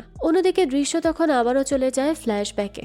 আমাদেরকে গৌরবের মৃত্যুর 7 দিন আগের দৃশ্য দেখানো হয়। সেদিনও নিহারিকা গৌরবের সঙ্গে দেখা করতে আসে। সে তার বাড়িতে এসেছিল কিছু খাবার নিয়ে। তখন পর্যন্ত গৌরব অনেক বেশি ডিপ্রেস ছিল আর এই ব্যাপারটা নিহারিকাও খেয়াল করে। তাই সে গৌরবকে জিজ্ঞেস করে যে সে যে মেডিসিন দিয়েছিল তাকে, সেগুলো কি সে খেয়েছে? গৌরব জানায় না, সে সেগুলো খায়নি। এ কথা শুনে নিহারিকা গৌরবকে বকতে থাকে যে সে কেন সেসব খায়নি, তাহলে তো সে একটু সুস্থ বোধ করত। দিন দিন যে তার এই অবস্থা হচ্ছে এটা দেখার পরেও সে কাউকে কিছুই বলছে না। নিহারিকা তো অনেক বেশি আপসেট ছিল এসব নিয়ে। তখনই গৌরব সেখান থেকে উঠে তার বারান্দায় চলে যায়। নিহারিকাও তখন তার পেছন পেছন যায়। সে সময় গৌরব তাকে নিচে তাকাতে বলে আর তাকে জিজ্ঞেস করে সে কি কিছু দেখতে পাচ্ছে। কিন্তু নিহারিকা নিচে তাকিয়ে দেখে সেখানে তো কিছুই নেই, সে কিছুই দেখতে পায় না। তাই সে গৌরবকে সেখান থেকে চলে আসতে বলে, কিন্তু গৌরব জানায় তাহলে সে একাই শুধু তাকে দেখতে পাচ্ছে। গৌরবের মুখ থেকে এই কথা শুনে নিহারিকা অবাক হয়ে যায় আর জিজ্ঞেস করে সে কাকে দেখছে। গৌরব জানায় একটা ভয়ঙ্কর বাচ্চার আত্মা। আজ পর্যন্ত সে অনেক আত্মা তাড়ালেও এই বাচ্চাটা এখন পর্যন্ত তার পিছু ছাড়ছে না। সে যেন তার পেছনে পড়েই আছে, কিন্তু নিহারিকা তো তেমন কিছুই অনুভব করে না। তাই সে গৌরবকে বলে তার রেস্টের প্রয়োজন। এই বলে সে তাকে সেখান থেকে নিয়ে যায়। আর তখনই সেখানে আমরা ওই বাচ্চার আত্মাটাকে দেখতে পাই, যেটা সূত্রপাত হয়েছিল সিদ্ধার্থের থেকে। আর সেই আত্মা এখন গৌরবের পিছু নিচ্ছে। কিন্তু কেন, তা হয়তো আমরা পরবর্তীতেই জানতে পারবো। এখান থেকে দৃশ্য আবারও চলে আসে 2007 সালে, অর্থাৎ যখন সিদ্ধার্থের ওই কেসটা চলছিল তখন। সেই সময় আমরা দেখতে পাই সিদ্ধার্থ সহ তার বন্ধু বান্ধবরা এইসবের শিকার হয়ে গৌরবের কাছে আসে আর তাকে সব বলে। এসব শুনে গৌরব তাদের সাথে ওই রিসোর্টে আবার যেতে চায়, যেখান থেকে তাদের সাথে এই সব ঘটনা শুরু হয়েছিল। প্রথমে তো কেউ সেখানে যেতে রাজি হয় না, কারণ তাদের এক্সপিরিয়েন্স অনেক বেশি বাজে ছিল। কিন্তু তারপরেও নীরাজ বুঝতে পারে তাদের এর থেকে মুক্তি পেতে হলে আবারও সেই আগের জায়গায় ফিরে যেতে হবে। আর এরপরই সবাই রাজি হয়ে যায়। এরপর তারা ওই দিনই বের হয়ে ওই রিসোর্টের উদ্দেশ্যে রওনা দেয়। তবে যেতে যেতে মাঝ রাস্তায় গাড়িতে সিদ্ধার্থ অনেক প্রশ্ন করতে থাকে তাদেরকে, তাদের কাজ আর কেস নিয়ে। সিদ্ধার্থের এত প্রশ্ন করা দেখে রাজ বলে সে তাদেরকে এখানে নিয়ে এসে এভাবে ইন্টারভিউ নিবে, তাদের সেটা জানালে হতো, তাহলে তারা আগে থেকে প্রিপারেশন নিয়ে আসতো। রাজের এই কথা শুনে তখন সবাই হাসে। হঠাৎ তখন গাড়ির সামনের কাচের উপর ওই বাচ্চাটা এসে পড়ে, যেটা দেখে ড্রাইভিং সিটে বসা ছেলেটা ভীষণ ভয় পেয়ে যায় আর গাড়ি সেখানেই থামিয়ে দেয়। সবাই তো অনেক বেশি ভয় পেয়ে গিয়েছিল, কিন্তু গাড়ির ভেতরে শুধু 3 জন ওই বাচ্চা ছেলেটাকে দেখতে পায়। তবে গৌরব দেখতে না পেলেও অনুভব করতে পারে, কিন্তু বাকি আর কেউ তাকে দেখতে পায় না। এরকমটা কেন হলো কারোরই জানা নেই। এরপর গৌরব গাড়ি থেকে বের হয়ে আশেপাশে কিছুক্ষণ তাকিয়ে থাকে। এরপর সে নিজেই ড্রাইভ করতে শুরু করে। দেখতে দেখতে তার ওই রিসোর্টের আশেপাশের একটা দোকানে যায় আর জিজ্ঞাসাবাদ করতে থাকে। তখন দোকানের ওই লোকটা তাদের জানায় তারা কি বাচ্চুয়ার ব্যাপারে জানতে চাচ্ছে। এই বাচ্চুয়া নাম শুনে তো কেউই বুঝতে পারে না লোকটা কার কথা বলছে। তখন সে জানায় বাচ্চুয়া নামের একজন ছেলে ছিল যে একদিন নিজের মনেই লাটিম খেলছিল, আর সেটা খেলতে খেলতেই তার লাটিমটা ঘুরে মাঝ রাস্তায় চলে যায়। বাচ্চুয়া সেটা আনতে গেলে তখনই তার একটা গাড়ির সাথে অ্যাক্সিডেন্ট হয়, আর সে সাথে সাথে মারা যায়। এরপর থেকে বাচ্চুয়ার আত্মা এ রাস্তার আশেপাশে ঘুরে বেড়ায়। এসব শুনে গৌরবরা বুঝতে পারে তারা যাকে দেখেছে তার কথাই বলছে লোকটা। এরপর লোকটা আরো জানায় যে এরপর থেকেই মানা হয় যে ওই বাচ্চাটার আত্মাকে দেখতে পারবে সেই সব লোকেদের উপর খারাপ নজর পড়ে যাবে, আর এরপর কোনো না কোনো ভাবে তাদের কোনো ভয়ঙ্কর দুর্ঘটনা বা সরাসরি মৃত্যু ঘটবে। এমনটা নাকি অনেকের সাথেই হয়েছে। তাই এরপর থেকে যেই এই এলাকায় ঢোকে সেই এই খারাপ নজর থেকে বাঁচার জন্য পাশের একটা মন্দির থেকে প্রণাম করে নেয়, তারপরই ঢোকে। লোকটার এসব কথা শুনে গৌরব জানায় তারাও এখন ওই মন্দিরে যাবে। এরপর আমরা দেখতে পাই তারা সবাই মিলে আবারও গাড়ি নিয়ে বেরিয়ে পড়ে ওই মন্দিরের উদ্দেশ্যে, কিন্তু হঠাৎই তাদের গাড়িটা মাঝ রাস্তায় থেমে যায়। তারা অনেকবার সেটা স্টার্ট করার চেষ্টা করে, কিন্তু গাড়িটা কিছুতে স্টার্ট হচ্ছিল না। গৌরব তো ঠিকই বুঝে গিয়েছিল যে তাদের সাথে এই টাইমে এমনটা কেন হচ্ছে, তাই তখন তারা সবাই গাড়ি থেকে বের হয়ে যায়। এরপরে গৌরব, রাজ আর মেঘা মিলে তাদের সব জিনিসপত্র বের করতে থাকে, অর্থাৎ ইএমএফ এলইডি সহ আরো কিছু জিনিস যেগুলো দিয়ে তারা আত্মা শনাক্ত করে। এগুলো বের করতে দেখে সিদ্ধার্থ খুবই ইন্টারেস্ট দেখায় আর রাজকে অনেক প্রশ্ন করতে থাকে। এরপর গৌরব সব মেশিনগুলো ওই রাস্তার জায়গা মতো সেট করে আর বাচ্চুয়াকে ডাকতে থাকে। গৌরবের পর বাচ্চুয়ার আত্মাকে উদ্দেশ্য করে বলে তাদের সামনে একটা মেশিন রাখা আছে, যদি বাচ্চুয়ার কোনো জবাব হ্যাঁ হয় তাহলে এই মিটারটা একবার জ্বলবে, আর যদি না হয় তাহলে 2 বার জ্বলবে। দেখা যায় সাথে সাথে মিটারে একবার আলো জ্বলে ওঠে, অর্থাৎ বাচ্চুয়া এখানে উপস্থিত আছে। এরপর গৌরব বাচ্চুয়াকে প্রশ্ন করতে থাকে যে তার সামনে যে 3 জন ছেলে আছে সেই 3 জনই শুধু তাকে দেখতে পাচ্ছে, তার মানে কি? এর পেছনে কি কোনো নির্দিষ্ট কারণ আছে? তখন দেখা যায় মিটারটা একবার জ্বলে ওঠে, তার মানে তারা 3 বন্ধুই যে শুধু বাচ্চুয়াকে দেখতে পায় এর পেছনে কারণ আছে। এরপর মেঘা জিজ্ঞেস করে যে বাচ্চুয়ার কি তাদের 3 জনের কোনো সাহায্য লাগবে? তখন মিটারটি 2 বার ব্লিঙ্ক করে, অর্থাৎ বাচ্চুয়ার তাদের কাছ থেকে কোনো সাহায্যের প্রয়োজন নেই, যেটা দেখে সবাই অবাক হয়ে যায় যে যদি সাহায্যই না লাগে তাহলে সে তাদেরকে ডিস্টার্ব কেন করছে। মেঘা এবার বিরক্ত হয়ে বলে কিছু যেহেতু লাগবে না তাহলে ভয় দেখানো বন্ধ করছে না কেন সে? বারবার কেন তাদের সামনে এসে তাদের ভয় দেখাচ্ছে? সাথে সাথেই তখন মিটারটা বারবার জ্বলতে থাকে আর তাদের গাড়ির লাইটও বারবার জ্বলতে নিভতে থাকে, যেটা দেখে এবার সবাই বেশ ভয় পেয়ে যায় আর চিৎকার করতে থাকে। কিন্তু গৌরব শান্ত থেকে বাচ্চুয়াকে শান্ত করার চেষ্টা করে। কিছুক্ষণ পর রাজ তার ক্যামেরা চারিদিকে ঘুরিয়ে তাদের সামনে একটা জায়গায় বাচ্চুয়াকে দেখতে পায়, যেটা শুধু তাদের ক্যামেরাতেই ধরা পড়ছিল, কিন্তু কেউ খালি চোখে দেখতে পাচ্ছিল না। রাজ তখন গৌরবকে ডেকে জিনিসটা দেখায়। এরপর গৌরব ভালো করে বাচ্চুয়ার অবস্থানটা দেখে, সে আস্তে আস্তে সেদিকেই অগ্রসর হতে থাকে। বাকিরা তো বুঝতেই পারছিল না গৌরব কি করছে, কারণ তারা কিছুই দেখতে পারছিল না, কিন্তু গৌরব ঠিকই অনুভব করতে পারছিল বাচ্চুয়াকে, আর তাই সে অনুভব করে করে বাচ্চুয়ার সামনে গিয়ে বসে। বাচ্চুয়া গৌরবকে কিচ্ছু করে না। গৌরব তার সামনে গিয়ে হাঁটু গেড়ে বসতেই সে গৌরবের কাঁধে হাত রাখে, আর এই ব্যাপারটা ক্যামেরায় দেখতে পায় রাজ। এর কিছুক্ষণ পরই বাচ্চুয়া সেখান থেকে গায়েব হয়ে যায় আর গৌরবও সেখান থেকে উঠে আসে। গৌরবকে দেখে কিছুটা অস্বাভাবিক লাগছিল। সবাই তখন তাকে প্রশ্ন করতে থাকে যে কি হয়েছে, কিন্তু গৌরব তো কাউকে কিচ্ছু বলে না, সবাইকে গাড়িতে উঠতে বলে। আর এরপর তারা ওই মন্দিরে যায় আর সেখানে প্রণাম করে সেখান থেকে বেরিয়ে আসে। এই ঘটনার পর থেকে নাকি বাচ্চুয়াকে আর কখনো দেখেনি তারা, বা এরপর থেকে কোনো খারাপ কিছুও হয়নি তাদের সাথে। যদি এমনটাই হয় তাহলে গৌরবের মৃত্যুর কারণ কি? আর যদি বাচ্চুয়া চলেই যায় তাহলে গৌরবের মৃত্যুর আগে সে বারবার কেন বাচ্চুয়াকে দেখতে পেত? সেই সবই আমরা ধীরে ধীরে জানতে পারবো। এরপরে দৃশ্য চলে আসে বর্তমানে। এতটুক ঘটনা সিদ্ধার্থ পুরোটা খুলে বলে আইরিনকে। এই সব কিছু শোনার পর আইরিন বলে তাহলে কি ওই মন্দিরে যাওয়ার জন্যই ওই আত্মা তাদেরকে আর ডিস্টার্ব করেনি, নাকি এখানে অন্য কিছু রয়েছে? সিদ্ধার্থ বলে হতে পারে আবার নাও হতে পারে, অর্থাৎ তারা সঠিক কোনো তথ্যই খুঁজে পায়নি। তখন মেঘা বলতে থাকে সেদিন গৌরব কিছু একটা জেনে গিয়েছিল যেটা সে তাদের কাউকে বলেনি, বা এমনও হতে পারে গৌরব এমন কিছু জেনে গিয়েছিল যেটা তার জানা উচিত ছিল না, আর ওই জিনিসটা আমরা পরের দিন জানতে পারি। যখন সিদ্ধার্থ আবারও আমাদের কাছে আসে। এরপরে দৃশ্য চলে যায় ফ্ল্যাশব্যাকে। পরের দিন সিদ্ধার্থ গৌরবদের কাছে এসে একটা নিউজ দেখায়, যেখানে মার্শিস ঘাট যাওয়ার পথে একটা বাস অ্যাক্সিডেন্ট হয়। মূলত এই বাসে করেই সিদ্ধার্থ আর তার বন্ধুদের ঘুরতে যাওয়ার কথা ছিল, কিন্তু কালকে গৌরবের সাথে আবার সেই রিসোর্টে যাওয়ায় তাদের আর মার্শিস যাওয়া হয় না। আর পরবর্তীতে তাদের সেই বাসটারে অ্যাক্সিডেন্ট হয়, যেটা দেখে রাজ বলে, এর মানে বাচ্চুয়া তাদের 3 জনকে বাঁচিয়ে দিয়েছে। গৌরব তখন মাথা নাড়িয়ে বলে, না, বাচ্চুয়া তাদেরকে বাঁচাতে না, বরং তাদের বিপদের কথা বলতে এসেছিল। আর তার জন্যই বাচ্চুয়াকে শুধুমাত্র তারা 3 জন দেখতে পারছিল, আর কেউ না। কারণ বাচ্চুয়া শুধু তাদেরকেই দেখা দেয় যাদের কোনো বিপদ বা মৃত্যু ঘটবে। আর গৌরবের মৃত্যুর কয়দিন আগ থেকে গৌরবও বাচ্চুয়াকে দেখতে শুরু করে। এমনকি সেদিন নিহারিকা সাথে থাকা সত্ত্বেও গৌরব বাচ্চুয়াকে দেখতে পাচ্ছিল। সে শুধু একাই দেখতে পাচ্ছিল, কিন্তু নিহারিকা দেখতে পাচ্ছিল না। আর এই কথা গৌরব নিহারিকার কাছেও শেয়ার করে। তখন নিহারিকা গৌরবকে প্রশ্ন করে, তার কি মনে হয়, তার কি সামনে কোনো বিপদ আছে, সেজন্যই কি সেই বাচ্চাটাকে দেখতে পাচ্ছে? এর উত্তরে গৌরব কিচ্ছু বলে না, একদম চুপ থাকে। হয়তো সেও কোনো বিপদ অনুমান করছিল। তখন নিহারিকাও ব্যাপারটা বুঝতে পারে, আর তখন সে গৌরবের হাত ধরে সান্ত্বনা দিয়ে বলে, তার কিচ্ছু হবে না, সে যেন কোনো চিন্তা না করে, সবকিছু ঠিক হয়ে যাবে। এদিকে বাচ্চুয়ার কেসের পরের দিন থেকেই সিদ্ধার্থ সব বাদ দিয়ে গৌরবদের সাথে কাজে জয়েন করে নেয়, কারণ সেই সব বিষয়ে অনেক বেশি ইন্টারেস্টেড ছিল। তাই তো সে তার বাকি সব কাজ বাদ দিয়ে দেয়। আর এরপর থেকে সে গৌরবদের সাথে অনেক ধরনের ইনভেস্টিগেশন করে গিয়েছে। এসবে সে সাহায্য করেছে তাদের। এর মধ্যে অনেক ঘটনা অনেক নর্মাল ছিল, আবার কিছু ছিল অনেক বেশি ভয়ঙ্কর, আবার কিছু রহস্যে ঘেরা। এর মধ্যে সবচেয়ে বেশি এক্সাইটেড ছিল মেনোরি হন্টেড হাউস। এই হাউসে প্রতিদিন রাত হলেই কারেন্ট চলে যেত, আর অদ্ভুত অদ্ভুত জিনিস ঘটতে থাকতো। ঠিক রাত 11:30 বাজতেই ভেতরের সব কম্পিউটার একা একা অন হয়ে যেত।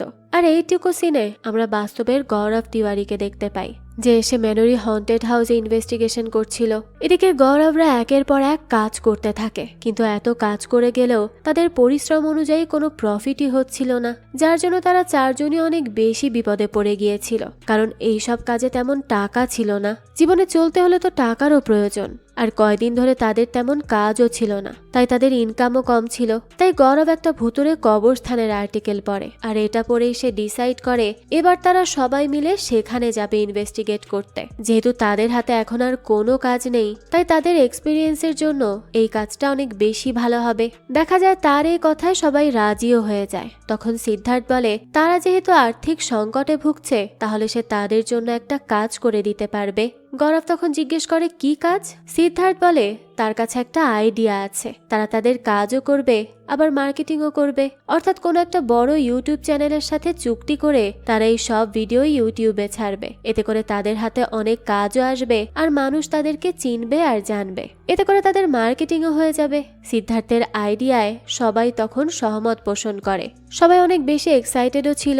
আর মূলত এই কেসের মাধ্যমেই সিদ্ধার্থের সাথে আইরিনের পরিচয় হয়। সিদ্ধার্থ নিজেই আইরিনের কাছে যায় তার প্রস্তাব নিয়ে, যে তারা চাইলে পাবলিক প্ল্যাটফর্মে আইপিএস অর্থাৎ গৌরবের প্যারানর্মাল ইনভেস্টিগেটরের স্টোরিগুলো পাবলিক করতে পারে, অথবা কোনো ফিল্ম বানিয়ে ইউটিউবে ছাড়তে পারে। কিন্তু আইরিন এটায় রাজি হয় না, সেই সবে মোটেও বিশ্বাস করে না, আর এইসব নিয়ে কোনো স্টোরিও বানাতে চায় না। কিন্তু তখন সেখানকার সোহানি নামের আরেক রিপোর্টার নিজে গৌরবদের স্টোরি কভার করতে চায়, কারণ তার কাছে এই সব বিষয়ে অনেক বেশি এক্সাইটিং লাগে। সাথে আপাতত সে ফ্রিও আছে, তাই সে পারবে বলে জানায়। এদিকে সোহানির কথা শুনে আইরিন বলে, তার কাছে কি তার পেন্ডিং কাজগুলো ওভারলোড মনে হচ্ছে না, যার জন্য সে আরেকটা অ্যাড করতে চাচ্ছে? তার কি খেয়ে দেয়ে কোনো কাজ নেই? কিন্তু তার যদি টাইম ওয়েস্ট করতে মন চায়, তাহলে সে করতে পারে এই কাজ।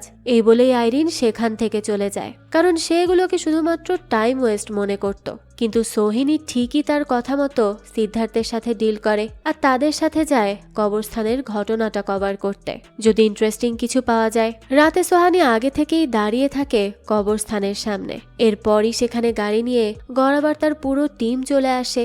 সিদ্ধার্থ সোহানির সাথে সবার পরিচয় করিয়ে দেয়, কিন্তু গৌরব সোহানিকে কোনো পাত্তা দেয় না। এসব দেখে সে খুবই অবাক হয়। এরপর সে আর কিচ্ছু না ভেবে তাদের সাথে ভেতরে চলে যায়। গৌরবরা ভেতরে গিয়ে প্রথমে এই কবরের কেয়ারটেকারের সাথে কিছুক্ষণ কথা বলে। এরপর তারা সবাই মিলে ঢুকে যায় কবরের ভেতর, যেখানে চারি পাশ দিয়ে মানুষের কবর দেয়া ছিল।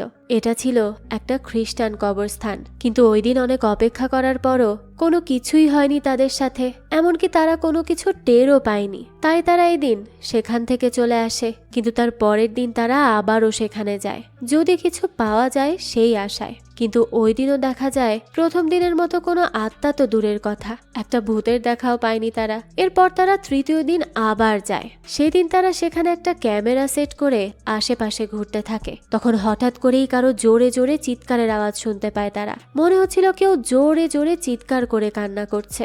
এদিকে রাজের ক্যামেরার ব্যাটারিও অনেক লো হয়ে গিয়েছিল। সোহানিও অনেক বেশি ভয় পাচ্ছিল।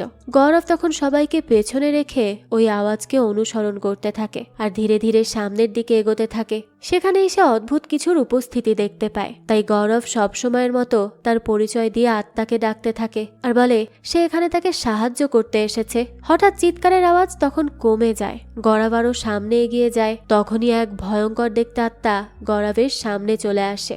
গৌরব প্রচন্ড ভয় পেলেও সে পালায় না, ওখানেই দাঁড়িয়ে থাকে অনেকটা সাহস নিয়ে। এদিকে ওই আত্মা তার দিকে কিছুক্ষণ তাকিয়ে হুট করেই হাওয়া হয়ে যায় আর এবার সেটা ঢুকে পড়ে গৌরবের ভেতর। অর্থাৎ এই আত্মা এবার গৌরবকে পজেস করে নেয়।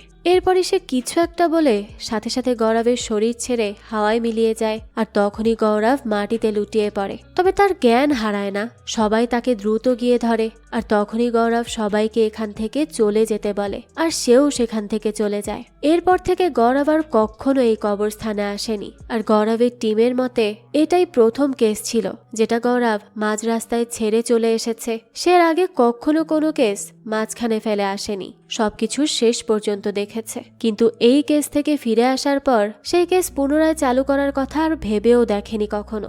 এইসব পুরনো কাহিনী শুনে আইরিন আরো বেশি অবাক হয়ে যায়। তার কাছে মনে হতে থাকে সে গৌরবকে যত বেশি জানছে ততই যেন রহস্য বের হচ্ছে, কিন্তু কোনো কিছুর সে কোনো সমাধান খুঁজে পাচ্ছে না।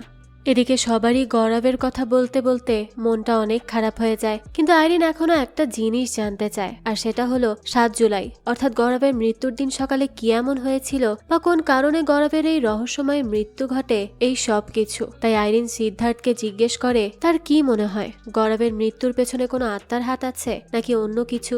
সিদ্ধার্থ জানায় সে কিচ্ছু জানে না, কিন্তু সে এখন বিশ্বাস করে নিয়েছে গৌরবের মৃত্যু কোনো আত্মা দ্বারাই হয়েছে, হয়তো কবরস্থানের ওই আত্মাটা আর নয়তো অন্য কোনো কিছু। সে কিছুই বুঝতে পারছে না আসলে। এবার রাজ বলে সে শিওর যে গৌরবের মৃত্যু কোনো আত্মা দ্বারাই হয়েছে। এবার আইরিন মেঘাকে জিজ্ঞেস করে যে তার কি মনে হয় এই ব্যাপারে। মেঘা এই প্রশ্ন শুনতেই হুট করে প্রচন্ড রেগে যায়। সে কোনো প্রশ্নের উত্তরই দিতে পারবে না বলে আইরিনের সাথে অনেক রাগ দেখায় আর সেখান থেকে চলে যায়। এটা দেখে আইরিন অনেক অবাক হয়। সে তো সেরকম কিছুই বলেনি যেটার জন্য মেঘা এমন রাগ দেখাবে। এদিকে মেঘা রেগে মেগে বারান্দায় গিয়ে দাঁড়ায়। তখনই তার মনে পড়ে গৌরবের পজেস হওয়ার সময়ের কথা। সে তখন গৌরবের একটু কাছেই ছিল আর ওই আত্মাটা গৌরবের ভেতর প্রবেশ করার পর শুধু একটা কথাই বলেছিল, আর সেটা হলো সে তাকে ছেড়ে দিবে না। যে কথাটা স্পষ্ট শুনতে পেয়েছে মেঘা, কিন্তু এর উত্তর সে জানে না। এরপরে আমরা অতীতের কিছু দৃশ্য দেখতে পাই। হরর শোতে কাজ করা কিছু লোকদের দেখা যায় যারা তাদের শোয়ের জন্য এমন একজন লোককে খুঁজছিল যে সত্যিকারের একজন সাহসী মানুষ হবে, অনেক কুল হবে। তখন সেখান থেকে একজন মেয়ে সবাইকে বলে তারা কি গৌরব তিওয়ারির নাম শুনেছে। সবাই বলে না, তারা তো এই নাম শোনেনি। তখন মেয়েটা বলে গৌরব তিওয়ারি ইন্ডিয়ার একটা প্যারানর্মাল ইনভেস্টিগেটর, যা আজ পর্যন্ত অনেকগুলো সত্যিকারের প্যারানর্মাল এক্সপেরিয়েন্স করেছে আর সেটা সলভও করেছে। গৌরবের হিস্টোরি শুনে সবার বেশ ইন্টারেস্টিং লাগে। তখন ওই মেয়েটা সবাইকে গৌরবের ইনভেস্টিগেট করা কিছু কেসের ভিডিও ক্লিপ দেখায়, যেগুলো দেখে সেখানকার সবাই খুব অবাক হয়ে যায়। আর এবার তারা ডিসাইড করে তারা গৌরবকে হায়ার করবে, কারণ তাদের কল্পনা অনুযায়ী তারা একজন মানুষ পেয়েছে আর সেটা হলো গৌরব। অন্যদিকে আইরিন তার বাসায় আসার পর বারবার এইসব নিয়ে ভাবতে থাকে আর গৌরবের কেসে শুট হওয়া কিছু ভিডিও ক্লিপ বারবার দেখতে থাকে। এখনো তার কাছে অনেক প্রশ্নের উত্তর নেই। কিভাবে পাবে এই উত্তর, কে খুঁজে দিবে, তার কিচ্ছু জানা নেই তার। এদিকে মানুষের ওই দিনের ঘটনাটাও বারবার মনে পড়ছিল। এরপর আইরিন কিছুক্ষণ বসে থেকে সিদ্ধার্থকে কল করে আর তাকে দেখা করতে বলে। এরপর আমরা দেখতে পাই সিদ্ধার্থ আর আইরিন একটা রেস্টুরেন্টে এসে বসেছে। এরপর আইরিন সিদ্ধার্থের সাথে কিছু বিষয় নিয়ে কথা বলতে থাকে। একটু পর সিদ্ধার্থ আইরিনকে বলে সে কি তাকে একটা প্রশ্ন করতে পারে? আইরিন বলে হ্যাঁ পারে। সিদ্ধার্থ তখন বলে সে জানে না তার এমন কেন মনে হয়, যে আইরিন শুধু গৌরবের স্টোরিটা জেনে লিখতে চায় না। তার কাছে তো মনে হয় আইরিনের এত কিছুর পেছনে আরো একটা রিজন আছে। আইরিন এবার কিছুক্ষণ চুপ করে থাকে আর বলে তার একটা রুমমেট আছে, নাম শারমিলা। শারমিলার ভাই মানিশ তার বয়ফ্রেন্ড ছিল। তারা 4 বছর একসাথে ছিল, কিন্তু হঠাৎই মানিশের বিহেভিয়ার অন্যরকম হতে থাকে, যার জন্য আইরিন নিজেই মানিশের সাথে ব্রেকআপ করে ফেলে। কিন্তু এরপর হঠাৎই একদিন আইরিন শুনতে পায় যে মানিশ নিজের ঘরের জানালা থেকে লাফ দিয়ে আত্মহনন করেছে। এরপর একদিন শারমিলা তাকে জানায় তার ভাই শারমিলার স্বপ্নে এসে তার সাথে কথা বলে। এতটুক পর্যন্ত তো ঠিক ছিল, কিন্তু ওই দিন রাতে মানিশ নিজে এসেছিল আইরিনের কাছে। তার স্পষ্ট মনে আছে সে ওই দিন মানিশকেই দেখতে পেয়েছিল তার রুমে।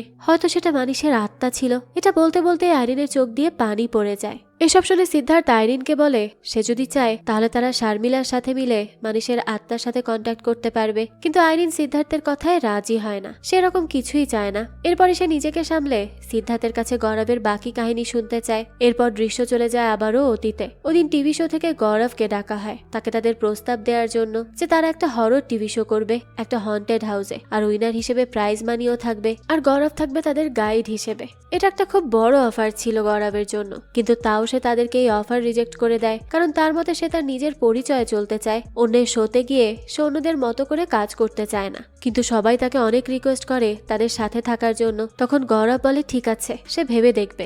এই বলেই সে বেরিয়ে আসে। গৌরবের সঙ্গে তখন মেঘাও ছিল। মেঘা তখন গৌরবকে বোঝায় যে তাদের এখন পুরো লস যাচ্ছে সব দিক দিয়ে। তারা ঠিকমতো রেন্টও দিতে পারছে না, অন্যান্য জিনিসপত্রের জন্য খরচাও করতে পারছে না। এই সময় তাদের জন্য এই কাজটা করা খুব দরকার। এরপর গৌরবও অনেক ভেবেচিন্তে তাদের প্রস্তাবে রাজি হয়ে যায়। তবে সে সবাইকে শর্ত দেয় যে তাকে তাদের শোতে নেওয়ার জন্য অনেকগুলো শর্ত মানতে হবে। যেমন এই শোতে সব গৌরবের নিজের মতো করে প্ল্যান থাকবে, আর এখানে কোনো এক্সট্রা কিছু থাকবে না। যা যা ঘটবে সব অথেন্টিক থাকতে হবে। সবাই তখন গৌরবের প্রস্তাবে রাজি হয়ে যায়। এরপরই তাদের শো শুরু হয় একটা হন্টেড হাউসে, যার নাম দ্য মেহতা হাউস। এই বাড়িটির কাহিনী হলো একটা সময় এই বাড়িতে আগুন লেগে বাড়িতে থাকা প্রতিটা মানুষ পুড়ে যায়। তারপর থেকেই মানা হয় এই বাড়িটিতে ওই পরিবারের সবার আত্মা এখনো বসবাস করে, তাই তারা এই বাড়িটাই সিলেক্ট করেছে। আর এই শো এর জন্য তারা 3 জন মেয়েকে হায়ারও করেছে, যারা রাতের বেলায় পুরো বাড়িটা ঘুরে ঘুরে দেখবে, আর তাদের সাথে আদৌ কোনো ভৌতিক ঘটনা হয় কিনা সেটা দেখা যাবে। শেষ পর্যন্ত এখানে যে টিকে থাকতে পারবে সে 5 লক্ষ টাকা প্রাইজ মানি পাবে। শো শুরু হওয়ার আগেই আরমান নামের ছেলেটা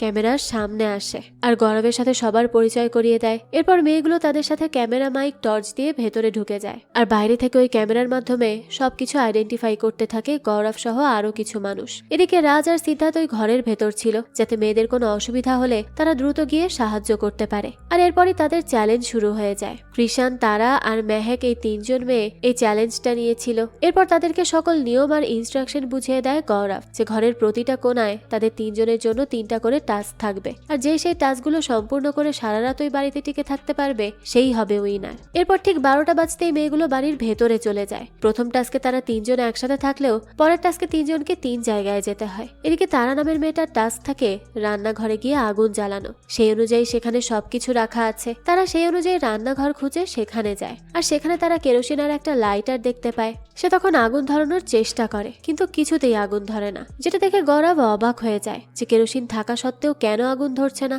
তাই সে আরমানের দিকে তাকিয়ে জিজ্ঞেস করে আগুন জ্বলছে না কেন। গৌরব বুঝতে পারে তারাই কিছু করেছে, তাই সে রেগে বলে সে শর্ত দিয়েছিল এখানে যা যা হবে সব তার ইনস্ট্রাকশন অনুযায়ী হবে। এর মধ্যে তারা কেরোসিনের বদলে পানি বেশি দিয়ে রেখেছে, এজন্যই তো আগুন জ্বলছে না। আরমান তখন গৌরবকে টিভিতে মনোযোগ দিতে বলে, কারণ ততক্ষণে তারা নামের মেয়েটা একটা কাগজ খুঁজে পেয়েছে। সে কাগজটা দিয়ে আগুন ধরাতে চেষ্টা করে, কিন্তু কাগজেও আগুন ধরে না। এটা দেখে এবার সবাই অবাক হয়, কারণ কাগজে তো আগুন ধরার কথা। এদিকে গৌরব ভাবে আরমানরাই হয়তো কিছু একটা করেছে, তাই আগুন জ্বলছে না, কিন্তু তারাও কিছু করেনি। এরপর হঠাৎ করে গৌরব টিভির দিকে তাকিয়ে দেখে রান্নাঘরের ওই কাগজে এখন একা একাই আগুন ধরে গেছে, যেটা দেখে তারা অনেক ভয় পায় আর এই গেম থেকে বেরিয়ে যায়। এদিকে আমরা সেই কৃষান বা কৃষিকে দেখতে পাই, যার টাস্ক ছিল ঘরের একটা কোনায় গিয়ে একটা সার্কেল আর্ট করা। কিন্তু কৃষি সেখানে গিয়ে দেখে সেখানে আগে থেকে একটা সার্কেল আর্ট করা ছিল, যেটা দেখে সে অনেক ভয় পেয়ে যায়। তবুও সে ধীরে ধীরে পেইন্ট নিয়ে দেয়ালে লাগাতে যাবে, তার আগেই কৃষির মনে হয় তার হাত কেউ আটকে রেখেছে, যেটা দেখে সে ভয়ে চিৎকার করতে থাকে। গৌরব সিদ্ধার্থকে তাড়াতাড়ি ক্রিসির কাছে যেতে বলে। সিদ্ধার্থে যেতে যেতে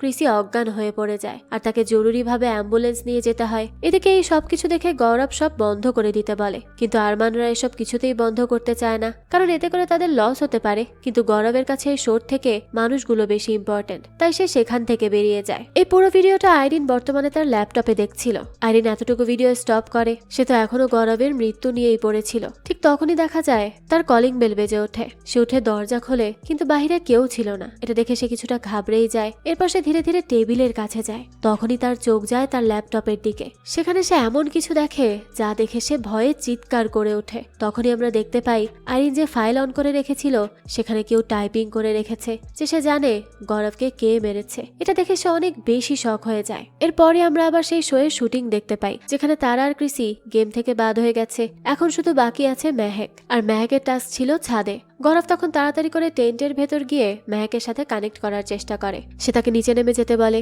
তারা সেখানে ময়ূর নামের একজনকে পাঠাচ্ছে। মেহেক গৌরবের কথা শুনে তার সামনে একজন লোককে দেখতে পায়। সেভাবে এটাই হয়তো ময়ূর, তাই সে তার পেছন পেছন যেতে থাকে। এদিকে ওই লোকটা তো শুধু হেঁটেই যাচ্ছে। মেহেক তাকে ডাকতে ডাকতে তার পেছন পেছন যেতে থাকে। এদিকে ময়ূর আসার পরেই মেহেকের ক্যামেরায় সমস্যা দেখা দিতে থাকে। কোনো আওয়াজও ঠিক মতো আসছিল না সেখান থেকে। গৌরব তখন বিপদের আশঙ্কা পেয়ে নিজে টেন্ট থেকে বেরিয়ে বাড়ির ভেতর চলে যায়। এদিকে মেহেক ময়ূরের পেছন পেছন আসতে গিয়ে এমন একটা জায়গায় এসে পড়ে যেটা ছিল চারিদিক দিয়ে বন্ধ। এটা দেখে সে প্রচন্ড ভয় পেয়ে যায়। আর তখন কোথাও ময়ূরকেও দেখা যাচ্ছিল না। মেহেক তখন টর্চ দিয়ে দেখতে থাকে। তার সামনে সে তখন একটা বুড়ো লোককে দেখতে পায় যে উল্টো দিকে ঘুরেছিল। এসব দেখে তো মেহেক অনেক ভয় পেয়ে যায়, কিন্তু ততক্ষণে গৌরব আর তার টিম সেখানে এসে মেহেককে বাঁচিয়ে নেয়। তখন ওই বুড়ো লোকটা উল্টো দিকেই ঘুরেছিল।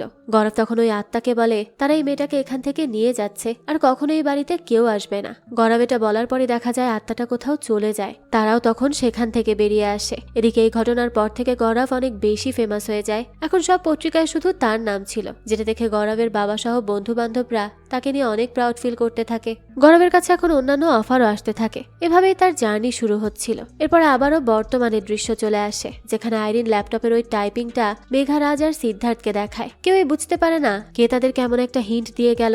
এটা কি আদৌ কোনো মানুষ নাকি অন্য কিছু যে তাদেরকে গৌরবের আসল মৃত্যুর কারণ জানাতে চাচ্ছে। কিন্তু এবার আইরিন হার মেনে নেয় যে এইসব আর তার দ্বারা হবে না।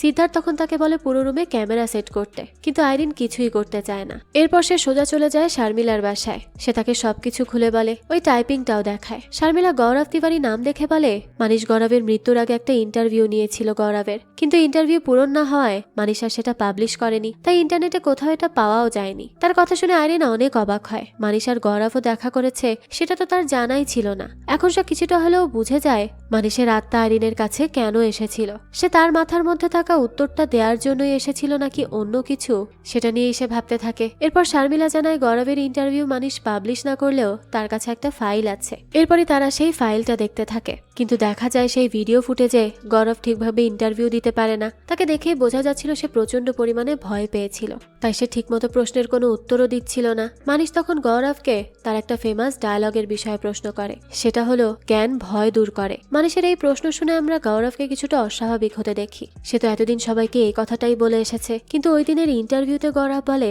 জ্ঞান তাদের আরো ভয় বাড়ায়, যেটার মানে বুঝতে পারে না মানিশ। কিন্তু তারপরেই গৌরব আর ইন্টারভিউ কন্টিনিউ করতে পারে না। তাকে দেখে বোঝাই যাচ্ছিল সে প্রচন্ড হাইপার হয়েছিল।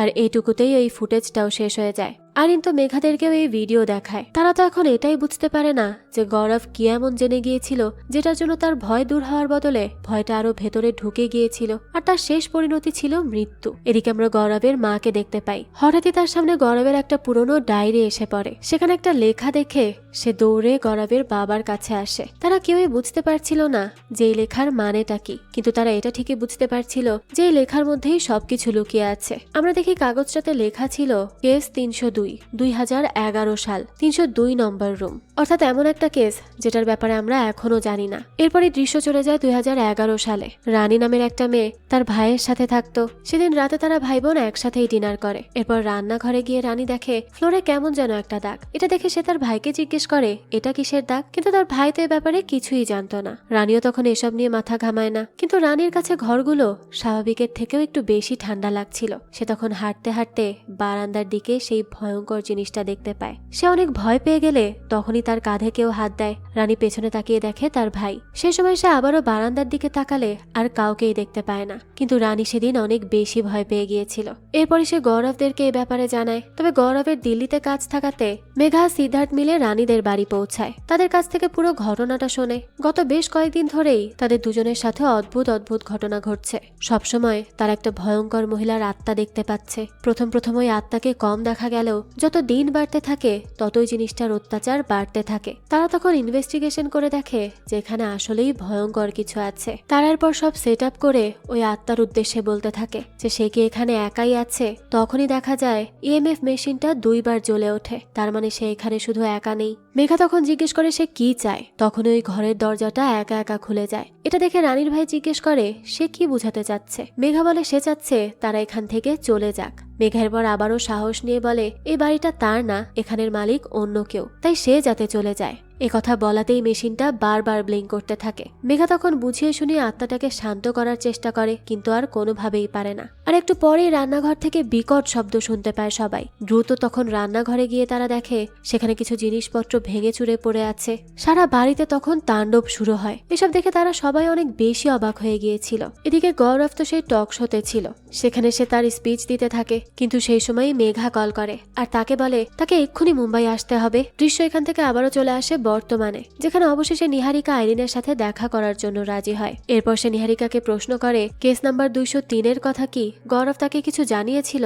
নিহারিকা বলে না, সে ব্যাপারে কিছুই জানায়নি। তবে গৌরব মারা যাওয়ার কিছুদিন আগে একদিন বলেছিল সে একটা 9 বছরের বাচ্চাকে দেখে সব সময়, যেটা শুধু সেই দেখতে পায়। তাছাড়া গৌরব তাকে আরো একটা কথা বলেছিল যে তার পুরনো কোনো কেস আবারও তার লাইফে ফিরে এসেছে। আর এসবের ব্যাপারে কোনো ধারণা নেই নিহারিকার। এদিকে নিহারিকার সব কথা নোট করে রাখছিল আইরিন। তখন নিহারিকা আইরিনকে প্রশ্ন করে এই 302 নাম্বার কেসটা কি। দৃশ্য আবারও চলে যায় অতীতে। মেঘার কল পাওয়ার পরপরই গৌরব সাথে সাথে মুম্বাইতে চলে আসে। রানীদের বাড়িতে ঢুকেই সে বুঝে গিয়েছিল যে এখানে অনেক ভয়ঙ্কর কিছু আছে। গৌরব এরপর বলে এটা আমার দেখা সবচেয়ে স্কেরি কোনো কেস হতে চলেছে। এর আগে কখনো এমন কিছু আমি অনুভব করিনি। এরপর সে ধীরে ধীরে রান্নাঘরের ওই দাগের কাছে যায়। সে ভালো করে দেখে বুঝতে পারে এখানে খারাপ কিছু করা হয়েছে। এরপর সে বেডরুমে গিয়ে আশেপাশে দেখতে থাকে। তখনই তার চোখ যায় খাটের সাইডে। সেখানে সে কিছু একটা দেখতে পায়। আর সেই খাট সরাতেই দেখা যায় সেখানেও সেই একই রকম চিহ্ন ছিল যেটা আমরা রান্নাঘরে দেখেছিলাম।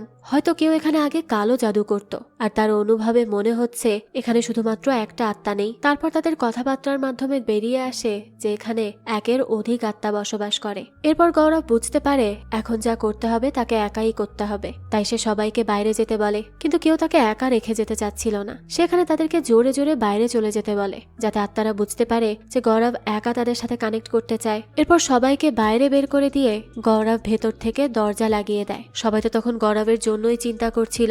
এদিকে গৌরব দরজা লাগিয়ে দিয়ে পেছন ঘুরে দাঁড়ায় আর বলে এখন সে পুরো রুমে একা। তাকে দেখে ভয় পাবার কিচ্ছু নেই। সে এখানে তাদেরকে সাহায্য করতে এসেছে। আর তারা যা যা জিজ্ঞেস করানোর সে গৌরবকে জিজ্ঞেস করতে পারে। তখনই দেখা যায় ঘরের সব লাইট অফ হয়ে যায়। গৌরব তখন তার ফ্ল্যাশ লাইট অন করে ধীরে ধীরে সামনে এগিয়ে যায়। আশপাশ দিয়ে অনেক শব্দ হচ্ছিল।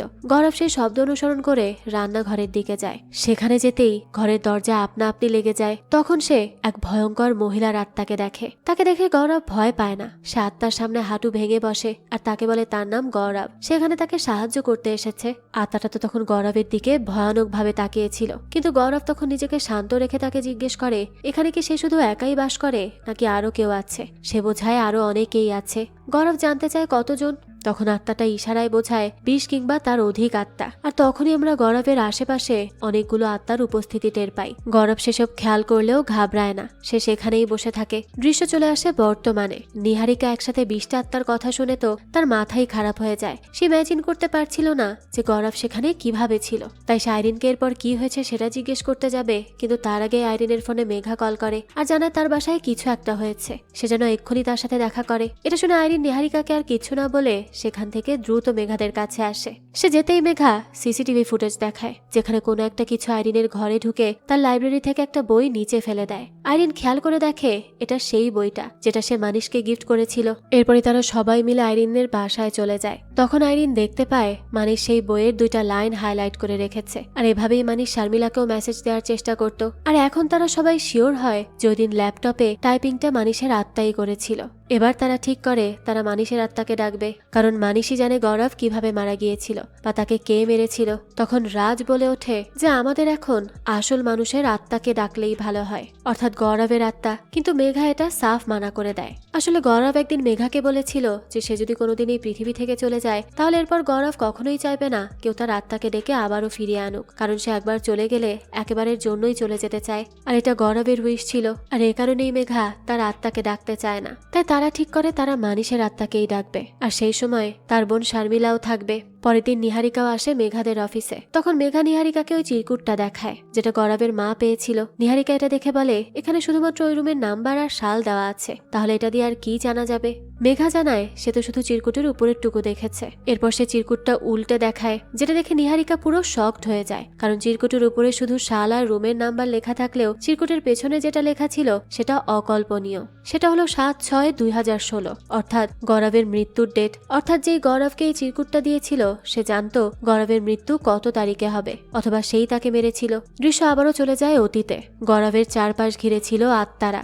গৌরব তখন ওই বৃদ্ধ মহিলার আত্মার দিকে তাকিয়ে বলে সে এখান থেকে চলে যেতে চায়। আজকের পর থেকে তাদেরকে কেউ কখনো বিরক্ত করবে না, আর এই রুমেও আসবে না। তখনই গৌরবের আশেপাশের আত্মাগুলো হাওয়া হয়ে যায়, আর দরজাও একা একাই খুলে যায়, অর্থাৎ আত্মাটা তাকে যেতে দিচ্ছে। গৌরবও তখন সেখান থেকে বেরিয়ে আসে, আর তাকে দেখে সবাই তখন স্বস্তির নিঃশ্বাস নেয়। এরপর সে রানী আর তার ভাইকে অন্য কোথাও শিফট করে যেতে বলে, কিন্তু সে এখান থেকে চলে যাবে তার আগেই গৌরব খেয়াল করে সে তার ফোন রেখে এসেছে। তাই সে আবারও রুমে ঢোকে। এরপর গৌরব তার ফোন হাতে নিয়ে আসতে যাবে, তখনই আবার সেখানকার লাইট ব্লিঙ্ক করতে থাকে। একটা সময় পুরোপুরি বন্ধ হয়ে যায়। তখনই সেই মহিলার আত্মাটা গৌরবের কাছে আসে আর তাকে সেই চিরকুটটা দেয়, আর সেটাই সে হাতে নিয়ে সেখান থেকে চলে আসে। এখন আমরা বুঝতে পারি এই চিরকুটটাই সেই চিরকুট যেটা গৌরবের মা তার রুমে পেয়েছিল, অর্থাৎ ওই আত্মাটাই গৌরবের মৃত্যুর ডেট লিখেছিল। কিন্তু সে কিভাবে জানলো? এখন মেঘারা বুঝতে পারে তাদের উত্তর খুঁজতে হলে কোথায় যেতে হবে।